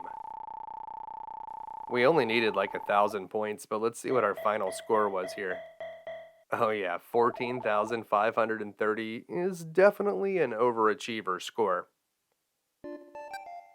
Back here, the people are happy now. Yeah, you guys are happy. You totally betrayed us. But I'm glad that you guys are cool. People. You make them, they betray you, and then they act like everything's fine. Well, they say that they're never going to betray us again, and they had better not, because we know how to make earthquakes, and we can definitely make life hard for these guys. Well, we don't need to wait very long to max out our population here. And we should also use that ancient tablet. The ancient tablet that we found in Kasandora is going to unlock a new magic spell for us. So let's use that now. That island's around here somewhere. I wonder where it is. Oh, these guys noticed that the ancient tablet fell from the sky. I wonder who did that. Yeah, it was us. So remember that the next time that you're trying to worship some kind of demon in the Temple of Doom. Not a good idea, you guys. I've been helping you this entire time, fixing up this city, and that is how you handle it. It's also important that we use lightning on this square. There was a rock in the Nazca line-like formation over in Kasandora that showed us that we need to use the lightning here. And after using it, the people that come from this boat are going to find something interesting. It's that magic we were looking for. Now, of course, they need to go all the way back to the temple, and it takes quite some time, so we're just going to speed this up. So, double time it. Watch the little ship swim back to shore. Go, little ship. And the people will debark from the ship and head down to the temple, and then suddenly we'll get a message from them. The guy says it's unexpected, but it was completely expected. We watched them the entire time. Now they have an offering for us. So let's collect that offering. And there it is. The magical aura. The Starstorm is excellent magic, but for some situations, I think the magical aura is actually a lot better. You're going to be happy to have it, so we can return to the Sky Palace, save our progress, and I think it's time that we took on another new city. Let's go back to Aitos. It's the one that we were supposed to go to fourth, so it should be pretty easy now. We're going to switch over to our magical aura magic and try that out. It's going to be very effective here in Aitos Act 1.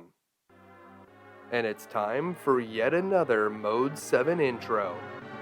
Is that some kind of Stonehenge there? I always thought it was some kind of Stonehenge, but I'm not actually sure. This area has a cool volcano theme. You need 24,000 points between this act and Act 2, but now that we have all these extra lives, it's not going to be quite as difficult to get the points as it was before. Jump on this flying gondola, and you'll want to duck down to take out those crows.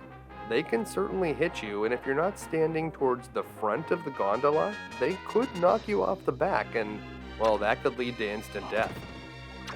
Make your way across the bottom here if you want to be able to collect an item over on the right. There it is. It's a full apple, which will restore your health, but if you don't need it, you're better off just staying up on the gondola and flying over all that danger.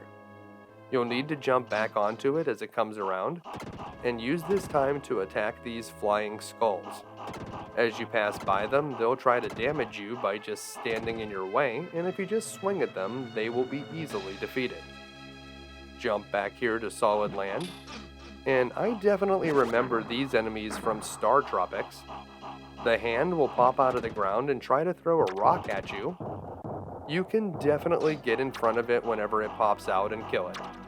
So wait near where the hand is going to pop out, and you should be able to easily take it out with your sword. So that's what we're going to do, just wait for the hands. You can let the rocks pass over you and then jump up to the next ledge. That's a good way to avoid them. And we're going to make our way to the right where we can quickly take out that large bird enemy and head down into the volcano's caldera. If you stay on the left side, you can find an item that will get you 1,000 points, and then just cut across. You don't want to land in that lava, it's instant death, and you'll find a door on the right side. Drop down over here on the right side and watch out for these stone-throwing gnomes. I don't know where those guys come from, but I wish they would stop throwing stones. It's pretty mean. That's a new item we haven't seen before called Crush that will delete all the enemies on the screen, but it's not super useful. It's similar to the bomb item that we could use in the simulation. Nice, but not really anything worth writing home about. This item, however, will give your weapon projectiles.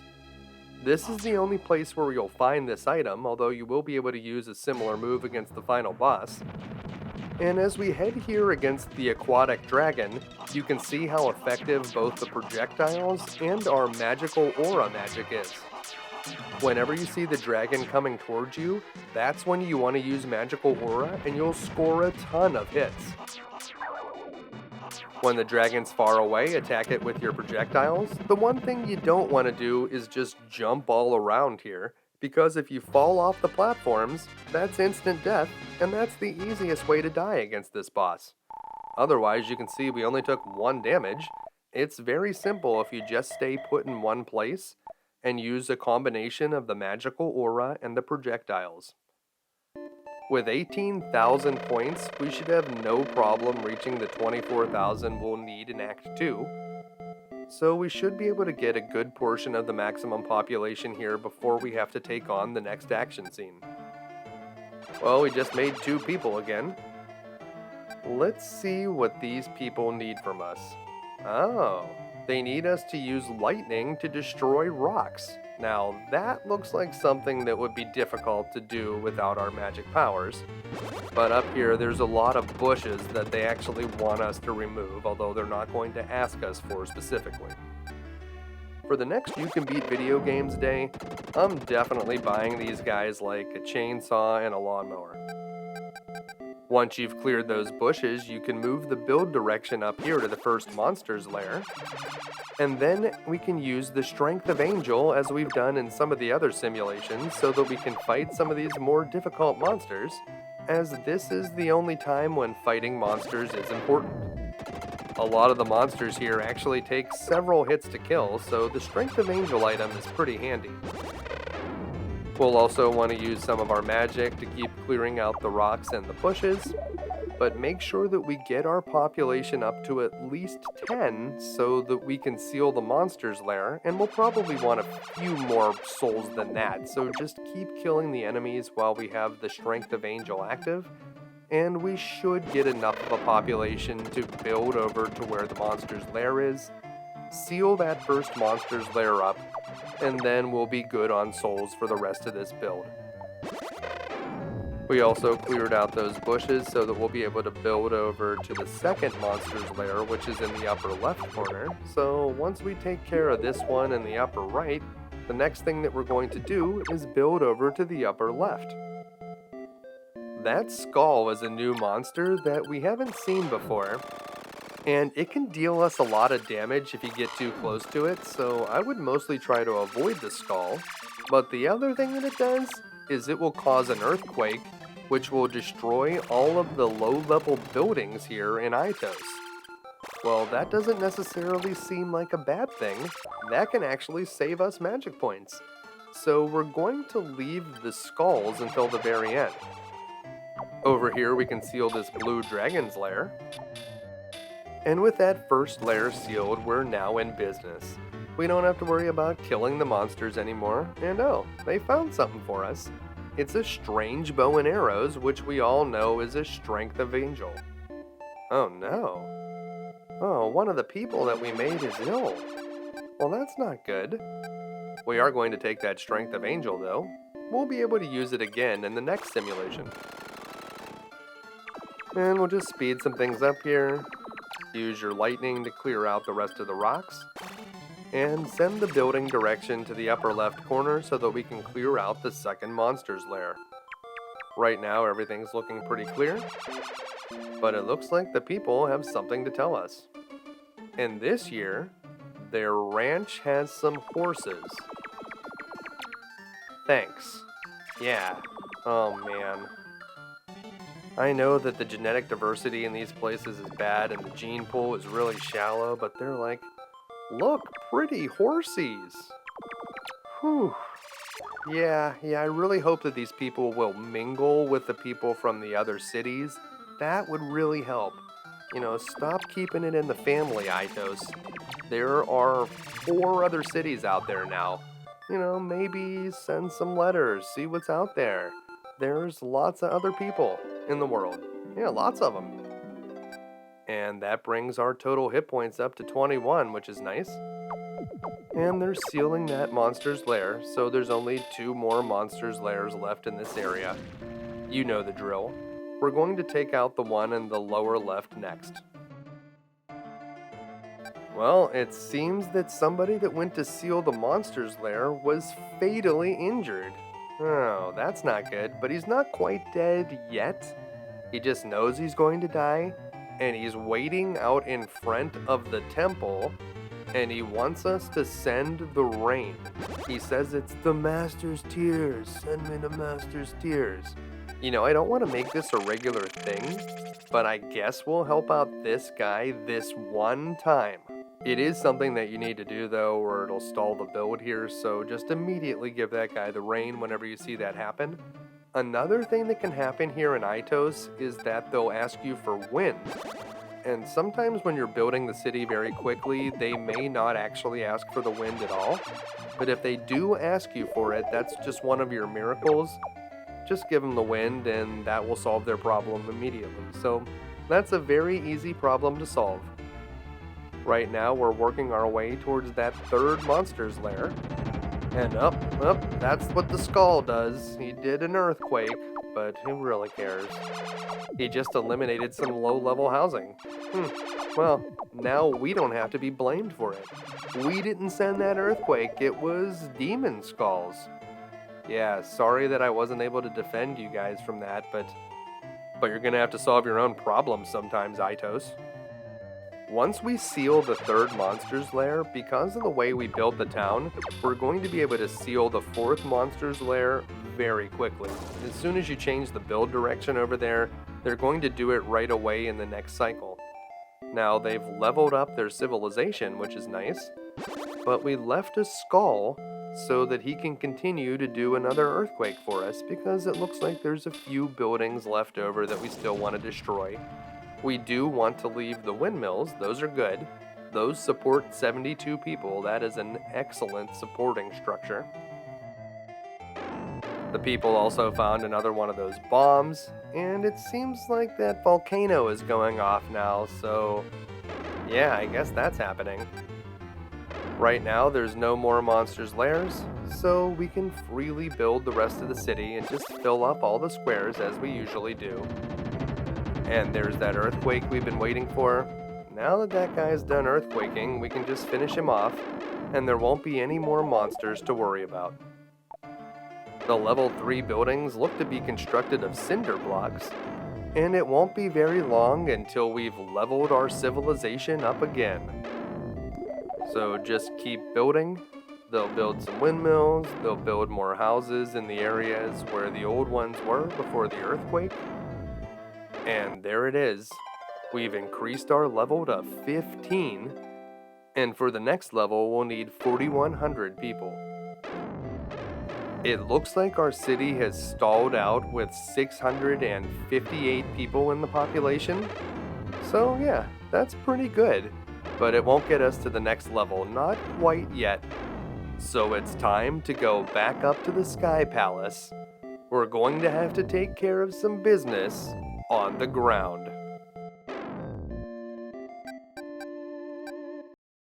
You may not be aware of this scientific fact, but the only way to stop an active volcano is to go down inside of it and kill any lava demons that are making it erupt. If it wasn't for the brave people of Pompeii, Mount Vesuvius would still be going off today. Yeah, that's how things go. The inside of the volcano is actually one of the easier levels.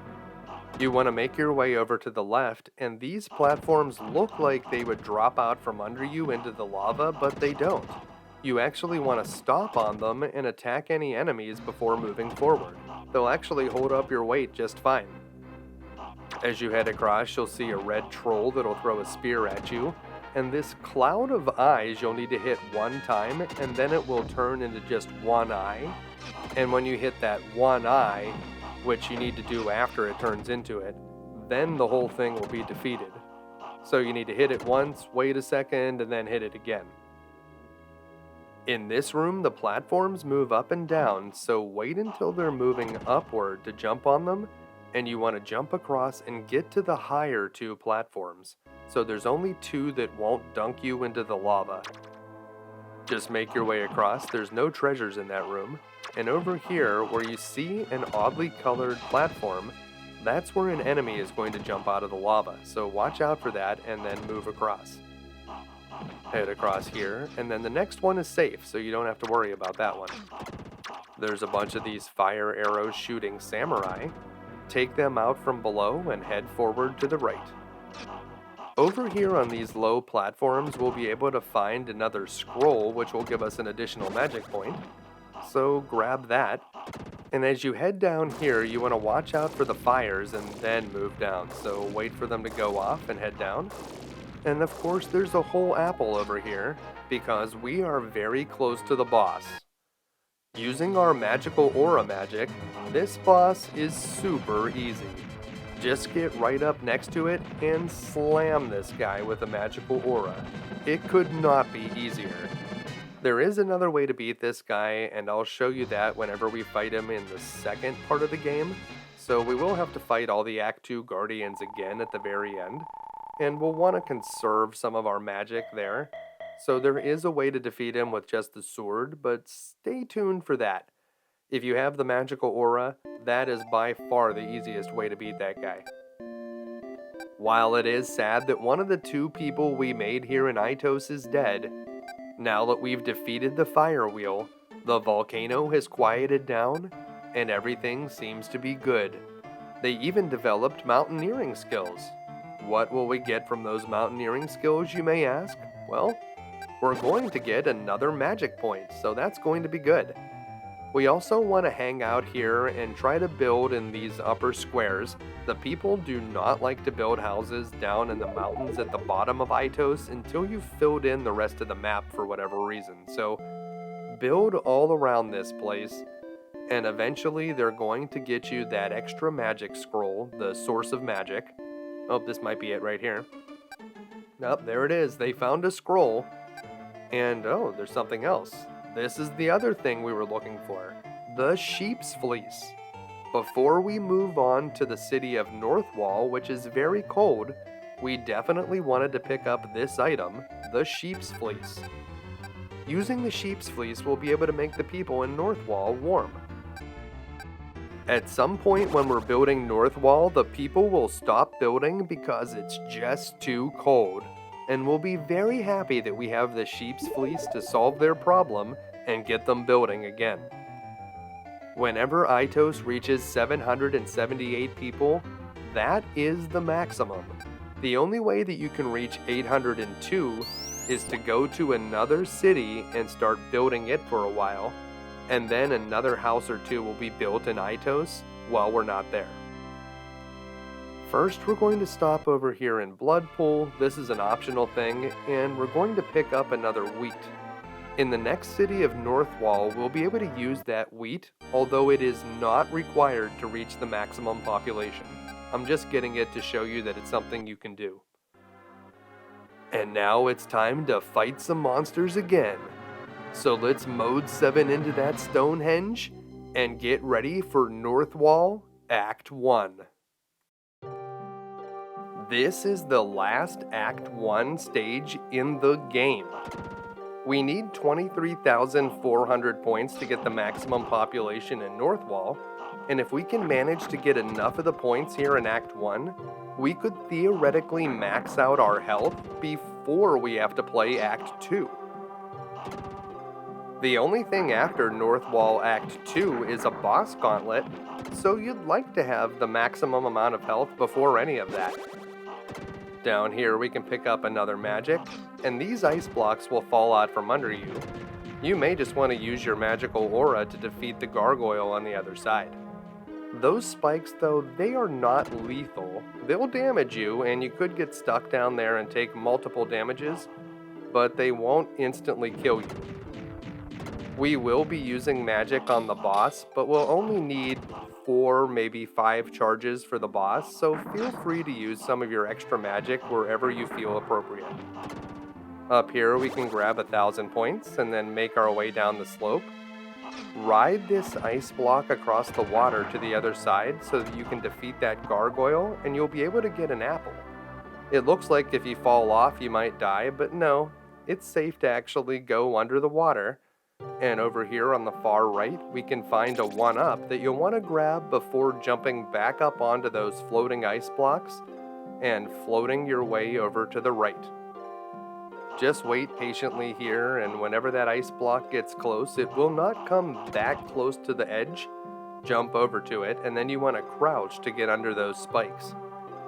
Head over to the right, take out that enemy and go through the door, and we'll be in the second part of the stage. If we wait down here, that's a good spot to wait for this sled.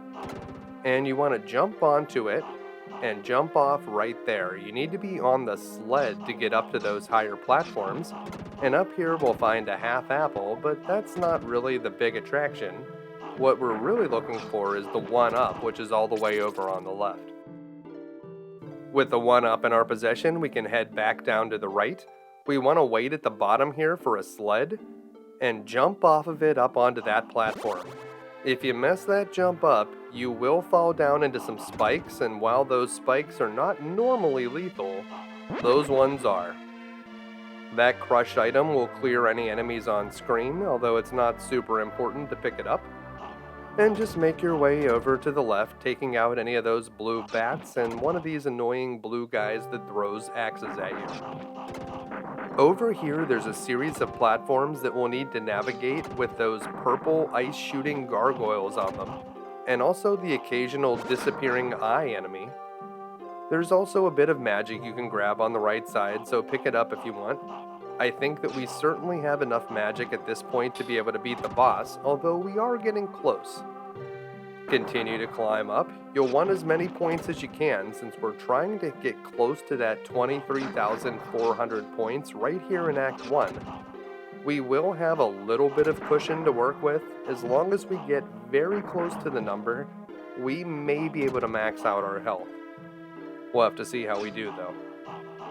Take out that eyeball, head on up to the top here. Over here on the left, we'll be able to get a whole apple, and that'll be nice so that we have full health for the boss, although with our magic, this is one of the easiest bosses in the game. Take out that gargoyle, there's another axe throwing guy, just head past the pillars. It's time to battle the Merman Fly. The Merman Fly you can hit when he starts over there on the right side, but if you go all the way to the left, you'll be safe. He actually can't hurt you from this position. You're totally safe here.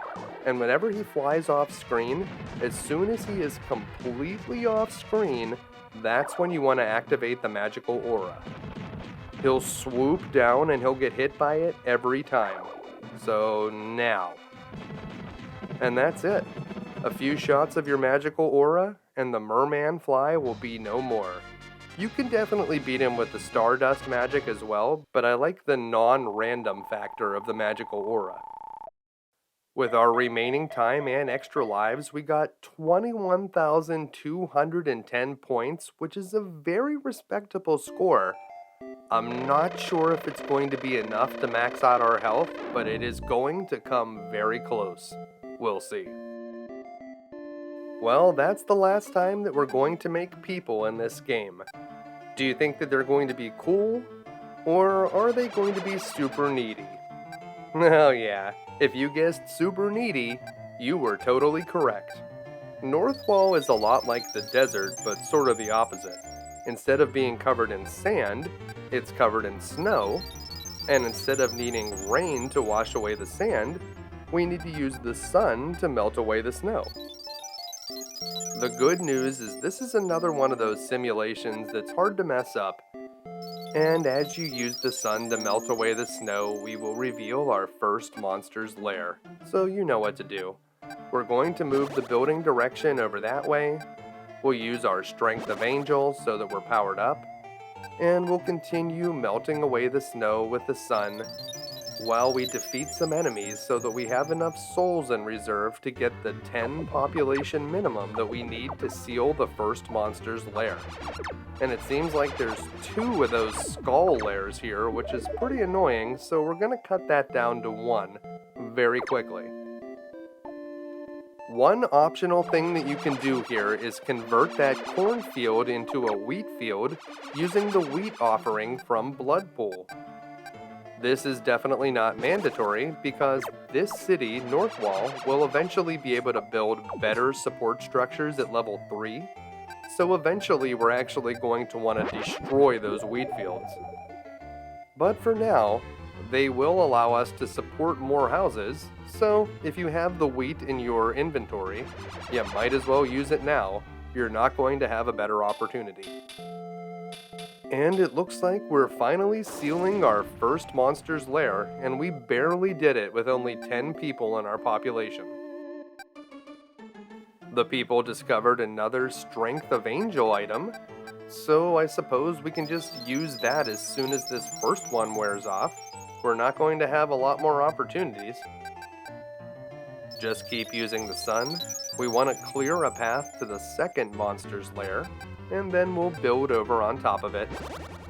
You won't actually be able to build any buildings on those frozen ice areas, and if you try to use the sun on them, it won't do anything, so you're just going to build over towards the monster's lair, seal it, and then we're going to head back in a different direction. You'll also notice that we're starting to unearth a lake over here on the right. Well, we've reached the point in our build in Northwall where we need that sheep's fleece, so that's why we waited around in Aitos to get it. Now that we've used the sheep's fleece, the people will start building again as normal, and we can pick up that Strength of Angel, and we can use it to power up once again. Now we can get back to what we were doing, which is revealing this lake over here. Whenever we reveal this lake, it is going to allow the people of Northwall to open up a fishery, and you know as well as I do that fisheries are going to find something good. Well, they're going to find something anyway. It may not be the greatest thing in the world, but yeah, you know, they'll find something, and for completeness, we will want to pick it up. We are not limited by our number of structures here in Northwall, so after we get rid of the second monster's lair, the people are going to learn how to build bridges, and we can build as many bridges as we want. It's not a problem around here. It will not constrain our maximum population, which is only 650. So just keep on moving the build arrow. It's time to seal the second monster's lair. And once that monster's lair is sealed, they're going to have that bridge building ability. Well, of course you know that we're going to get some messages. The first thing they found is a statue. Everybody's favorite. And there's that bridge announcement. So we can start building over to the next monster's lair, which is across the river. So just head on over. And we'll probably want to use the sun to clear up enough snow to make our way to the fourth and final monster's lair. But you don't want to seal it just yet. We didn't get anything from our fishery yet. And until we get that reward, we may want to hold off on sealing the fourth monster's lair because we will have to do Act 2 once we've sealed it up. So just maybe change the building direction for a second. Well, we'll move it towards there and we'll see how it's going. If it looks like we're getting too close to the monster's lair, we can just change the direction, but hopefully our boat will bring in our thing first, and then we won't have to do that. But just in case, we'll use the sun down here in the lower right corner. And yeah, I'm just going to redirect the people for now. That should be enough, hopefully. It shouldn't take that long for us to get something out of this fishery. Come on, Northwall. Oh, we leveled up. Alright, we need 4,600 people in our population to reach the highest level in the game. Will we be able to get there before Northwall Act 2? You don't have a ton of flexibility here. I hope that our score in Act 1 was enough. Alright, our fishery discovered that scroll. Excellent. And it seems that we discovered something else. A strange tree with people's initials on it from ancient times. Kinda cool.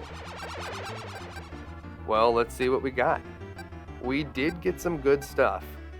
We got another magical point, but unfortunately the magical light magic, it's not good. It barely can defeat slightly stronger standard enemies, and it won't do a ton of hits on bosses like our other magic will. Sadly, it's the fourth and final magic, but we are not going to be using it. We're going to stick with the Stardust and the Magical Aura. Those are the two good magics. So the Magical Light, it's a novelty, and it's fun to have, but it's definitely not anything that you're really going to want to use. Now that we've sealed off that final monster's lair, we're just going to speed things up. We did leave a skull on the screen so that he can do an earthquake for us, and that earthquake will clear out any of the bad houses and allow us to build our high-level housing. Although if you don't have a skull to use, you can certainly just summon your own earthquake. It's really not that difficult at this point. We're also going to want to get rid of any wheat fields. The people here of Northwall can build better support structures, so we need to use our lightning to remove any wheat fields that are left. We'll take out this skull, get him out of here, and now you'll see that the people are building much better buildings. They're kind of similar to the ones in Aitos, but they have different roofs on them. And we're going to use that lightning. That'll take out any of those wheat fields. If you didn't convert the wheat fields, the corn fields would actually be destroyed by an earthquake. But wheat fields are a little bit more sophisticated, so you actually won't destroy them with an earthquake. So that's why using the wheat fields are optional here. You can see now that the people have built these purple buildings. And our level has increased. We did it. We reached level 17. It appears that we have recovered our original strength. And wow, we did it just barely. 4,604 people. We're only 4 over the maximum. One other thing that you definitely want to do in Northwall is strike the main temple with lightning. And you can do it at any time, because it seems like one of the 2 people that we made, he's got some splaining to do. Yeah, he was hiding something from us, a jewel. And that jewel is a source of life, an extra life, the 4th and final one.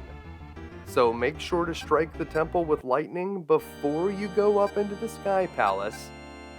Select your new magic if you want. Magical Stardust, I think, is the preferred magic here for Northwall Act 2, but you could also use the Magical Aura. Those are both valid options. So here it is. The final Act 2, the Northwall Tree. Well, this is it, you guys. Once we hack and slash our way through this tree, the hiding place of Tanzra, Heim, will be revealed. There's a hidden one up in the upper left corner, and if we jump over that small gap, we can get some points down here at the bottom. You also want to make your way over to the right so we can get an additional magic. And down here at the bottom, there's 500 more points we can pick up before we move on into the main tree trunk.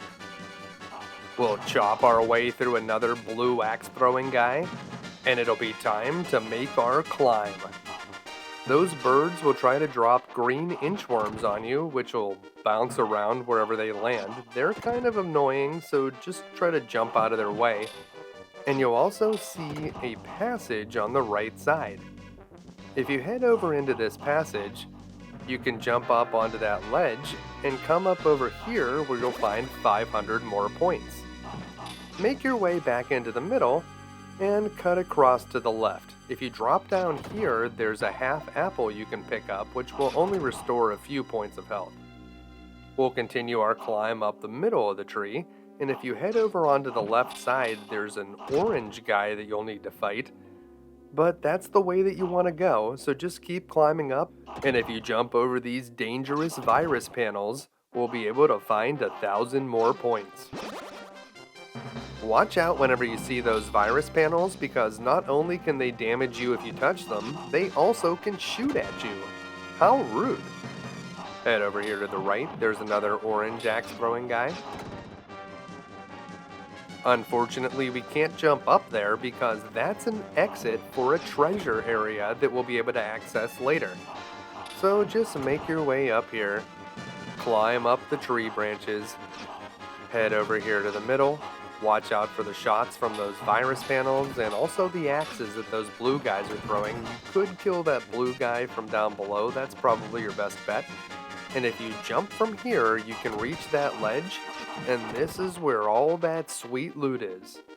So drop down here, and the first thing that you'll find is 500 points. Then when you drop down to the next ledge, carefully make your way across to the right where you'll find a whole apple, and over here, a 1-up. Not bad. And you'll remember this spot where that orange guy was, he's back. And now we can resume our ascent of the tree. So just keep making your way up. Climb on up to the top, and instead of going to the right ledge this time, we're just going to keep making our way up, and we should be able to access the next area right here. It seems that the developers added a third game type in here, Bubble Bobble. The green bubbles are safe to ride on, but the purple ones will stop whenever you jump on them, and they'll quickly dissipate. The green ones won't take you the whole way to the top though. At some point they'll stop too and you'll have to jump off. So just watch for your cue to jump to another bubble. Over here on the right side there's a whole apple, but it's so difficult to get that I recommend just avoiding it. Continue to climb up using the tree branches and the green bubbles. You'll want to take that guy out. Over here, we'll wait for this purple bubble, which we can use to jump from it to the green one. So quickly jump off the purple bubble, and then we can just ride our way to the top, because it's time to fight the boss, the Arctic Wyvern. Since we have the Stardust equipped, whenever this guy appears, we just want to fire off that magic. The comets that it fires are random, so many of them may miss, but this boss is a huge target. Just keep launching the Stardust, and look at how much magic we have. We're gonna have no problem finishing this guy off. We won't even have to get anywhere near this monster. And it's that simple. Act 2 of Northwall has been completed. And wow, we got a pretty impressive score here. Let's see how we did. Yeah, with that many points, we almost would have had enough points to max out our population without Act 1. And there it is, Heim, the final stage. Our angel friend is very excited about Heim emerging from the ocean, and we are too. But before we go off tangling with Tanzra, we did want to max out the population of Northwall. So we're gonna float the Sky Palace back over to there and just finish this city up. We're also going to be able to bask in some praise. We did a lot of work for these guys. We definitely deserve a little pat on the back. Yeah. We fixed up that tree. We cleared all of their snow. I mean, get a snowblower, Northwall. Come on now.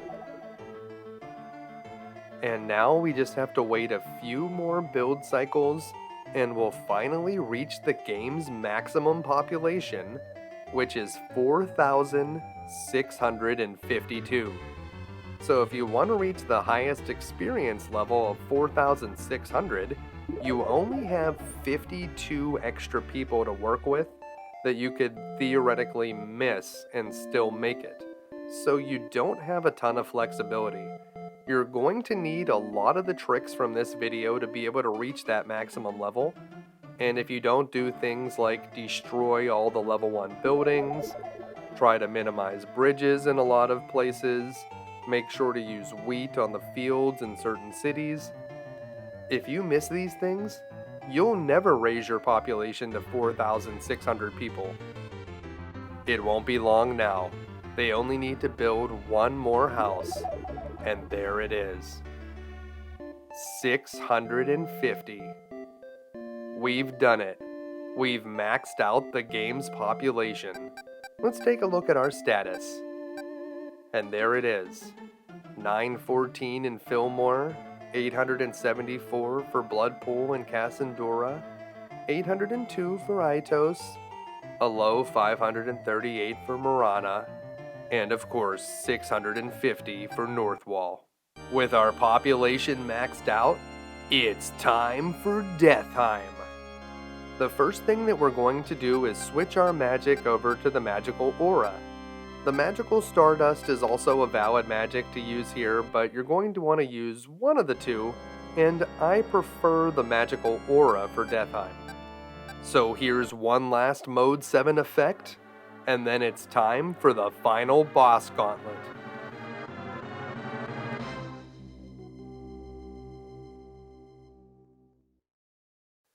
Here in Heim, we only need to fight the Act 2 bosses again. So the first one we're going to fight is Minotaurus. Minotaurus, as usual, just jumps around. Don't worry about taking a little bit of damage from him. We have 7 extra lives. The one thing that we don't really want to waste is magic. So just take a couple beatings from Minotaurus, rapidly hit him with your sword, and he will go down quite quickly.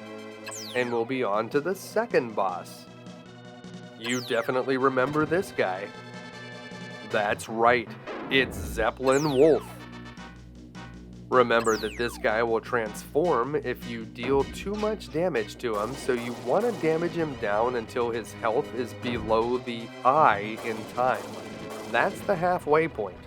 Then you want to look for a good opportunity to try to clear the entire remainder of his life bar, and if you do leave a little bit left over, as soon as he transforms, just hit him rapidly with the sword and you'll be able to finish him off. Okay, we have him in a good position here. And if we stand right there, he won't even be able to hit us with the lightning, and it is possible to defeat him without him transforming at all. The third boss, of course, is Pharaoh. This time we're going to try to fight this boss without using any of our magic. So you want to try to lure the boss to drop on you, so sort of walk underneath it, and then whenever she drops, you're going to get close, attack with the sword a few times, and get ready to jump over the energy ball that she fires. Once the energy ball hits the wall, it'll fire an arrow, so get ready to avoid that as well, and you can get hits on Pharaoh while she's floating through the air, but it's probably a bit easier to just do most of your attacks when she's on the ground. So just be patient, try to avoid taking too much damage here, and you'll be able to get through this boss without too many scars. You just want to save that magic. Alright, good work. And then we're on to the fourth boss, which is the Fire Wheel. Now, I promised when we fought the Fire Wheel before that I would show a different strategy here at the end of the game, and this is it. You want to stay under this platform and just keep attacking until the Fire Wheel lands on the ground, then resume that position. So go right there. You'll be safe from its shots and you'll be able to hit it as it rolls above you. So wait here, just rapidly attack, and when it lands on the ground, that's when you're going to jump up to the next platform. And as soon as it gets up above you, you want to resume your position. So just stay here, jump up. As soon as it goes above you, get back into position, keep attacking. And if you just keep doing that, you can easily defeat the Fire Wheel without using any magic and without taking any damage. Boss number 5 is Kalia, and there is a very good way to fight Kalia if you have the magical aura equipped. So you want to ride this platform until you're very close to Kalia and then just start ripping off those magical auras. They deal so much damage. And well, that was easy. And we are on to boss number 6, which is the Arctic Wyvern. And we're going to do something very similar to this guy. Whenever he swoops in towards you, that's when you're going to activate the magical aura. Will deal a lot of damage. Whenever he's hovering, you want to get underneath the Arctic Wyvern and jump and attack a few times with your sword. That might save you some magic. You may not want to use up all of your magic. You don't need it for the final boss, but it might be helpful to have at least a charge or two available. And that's it. That was all 6 Guardians. It's time to fight the final boss, Tanzra. Now, if you take the letters in Tanzra, drop the R out, and flip the Z into an S, well, you can rearrange those letters into Satan, and I'm sure that's how they came up with the name for this guy. The first form of the boss is pretty easy. Just stay over here on the far left and jump over any comets that are coming your way, but on the left side, you won't get too many comets that head towards your position. Whenever the head gets down onto the bottom, that's when you want to rapidly attack with your projectiles, which you automatically have at this point. You can try to jump over the fireballs that he shoots, but well, now it's time to fight the second and final form of the boss, which is a bit more difficult. If you position yourself in this spot and just duck, you won't get hit by anything, but when he starts moving around the screen, you need to take out these blue and orange electricity orbs that he throws, because they'll start to zero in on your position. You'll also need to get back into the middle here so you can avoid those orange orbs that he shoots. And if you ever get into a position where there's just too many of those electricity clouds on the screen, that's when you want to use your magical aura, but it's not super effective at dealing damage to the heart, which is his weak point. If you do die, you'll come back here with another life and full energy, so it shouldn't be too difficult to beat this boss with as many extra lives as we have. And that's it. When you see the message Heim clear, we've done it. We've beaten Actraiser. All we can do now is sit back, relax, and enjoy the cheesy ending. The ending has a lot of text, but it's kind of nice. We're going to take a little tour back through all of the different cities that we built, and we're going to see how they turned out. So that'll be nice. One thing that we also get for beating the game is it will unlock professional mode. While this video is not going to cover professional mode, you'll see that as a new option whenever you start the game up at the title screen, and professional mode is an all-action mode, and it's more difficult, so the levels are amped up. You'll be able to find magic like hidden in the levels, and you'll need to be able to beat them all. So yeah, that's a new challenge that you can try after finishing the game. The first city that we'll return to, of course, is Fillmore. Fillmore is looking like a pretty nice place to live, if you don't mind eating Soylent Green. Look how nice the people cleared and cultivated the land. It looks like one of the fields persisted and never got turned into a factory, but we were still able to reach that 914 maximum here. Yeah, one of the people that lived here had the ability to predict the future, and his ability helped to save Fillmore, but it cost him his life. Well, that was the story here in Fillmore. It was a tough place to grow up, but now, because of what the people did, it's a nice place to live. And it's a place that people are happy to call home.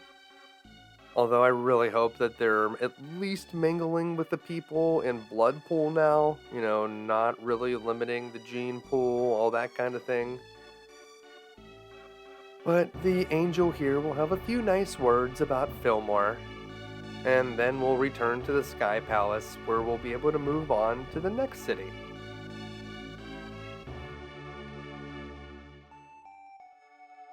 The story that we hear over here in Bloodpool is actually pretty interesting. You certainly remember this place, which used to be very dangerous considering that the lake was totally toxic. But now that we fixed it up, yeah, this place isn't too bad. But then we remember the energetic boy named Teddy. We're supposed to treat everyone equally, it says, but since he was such a likable guy, we gave him special treatment. Well, that's not the only special treatment that he got, apparently. There was a point when the people of Bloodpool were going to do human sacrifices? Yeah. And the person that was going to be sacrificed was Teddy. It seems that our angel friend here knew about this and didn't tell us until now. I don't know if I like him hiding things from us. Bad little angel. Not cool, man. Not cool. Over here in the town of Kasandora, the people survived the desert. This was one of the easier towns for us to build. Yeah, there was once an entire desert here, but a little bit of rain and desert simply gone. Nice. There still is a pyramid though, and a lot of nice housing. Kasandora turned out to be a pretty nice place. It was kind of cool to be able to wash the sand away and reveal all of the hidden things that were underneath the desert, so I did enjoy the theme here. Yeah, apparently the pyramid was built by human slaves. Well, thanks for bringing down the mood there, Angel. The pyramid is now sealed, and I guess their souls are safe. I hope that they're reborn as something better this time. Huh.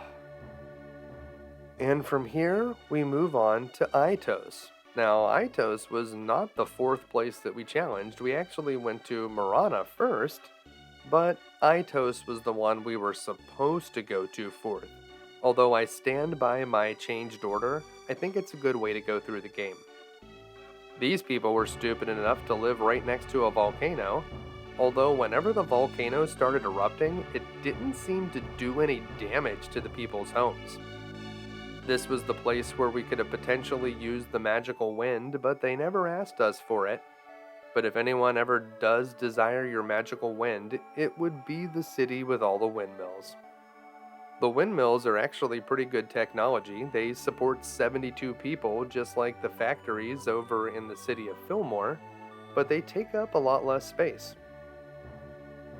And from here, we head down to the 5th out of 6 cities, Maranha. Yes, Maranha. The people that betrayed us and started worshipping an evil god over in the Temple of Doom. Yeah, not a good idea, Maranha people. That is how you end up doing human sacrifices and all kind of awful stuff. You don't want that. Yeah, the people were tempted by a wicked mirror, according to the angel, which is a new wrinkle on the story. Before they said that there was an enigmatic traveler that was the one that swayed them to worship the evils. But it seems there was also a magic mirror. That's pretty weird. Well, I'm glad that these people are now moving in the right direction, and it's time to check out the 6th and final town, the city of Northwall. Northwall was a very, very cold climate, but we were prepared for that. We already had the sheep's fleece when we got here, so we knew that whenever it got too cold, we were going to be able to start handing out those blankets. The angel actually admits to feeling a little bit guilty for letting the people live here, but we did bring the sun to Northwall, and we melted up that snow, and I think we probably made a pretty nice looking ski resort out of this place. There's a whole bunch of snowy mountains surrounding it, but a beautiful oasis in the middle with a nice lake and the mighty tree.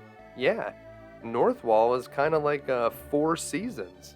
This is going to be a pretty nice place to live, and hopefully with some tourism from the other cities, it could be very good for the people of Northwall.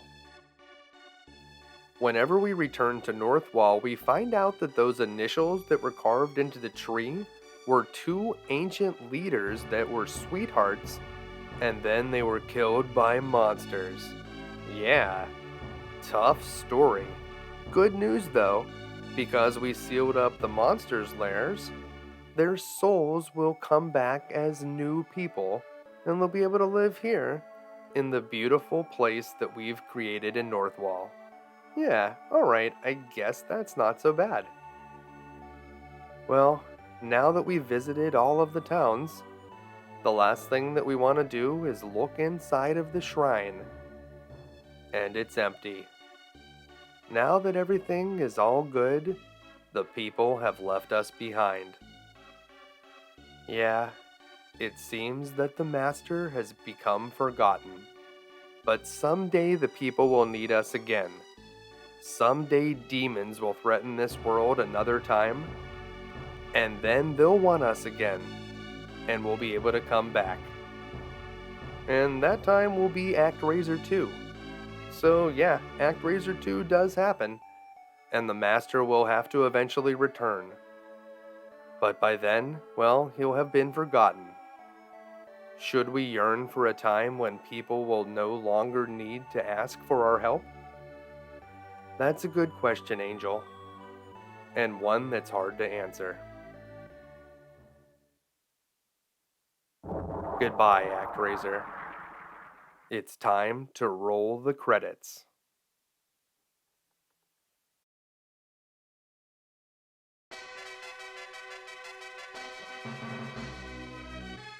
Well, I hope this video was able to help you finally beat Actraiser and restore the world to its former glory. If it did, make sure to give it a like, and make sure to subscribe for more videos. Because there will always be more fantasy worlds that need rebuilding, and that's why we'll be back again next week with another video game you can beat. Thanks for watching.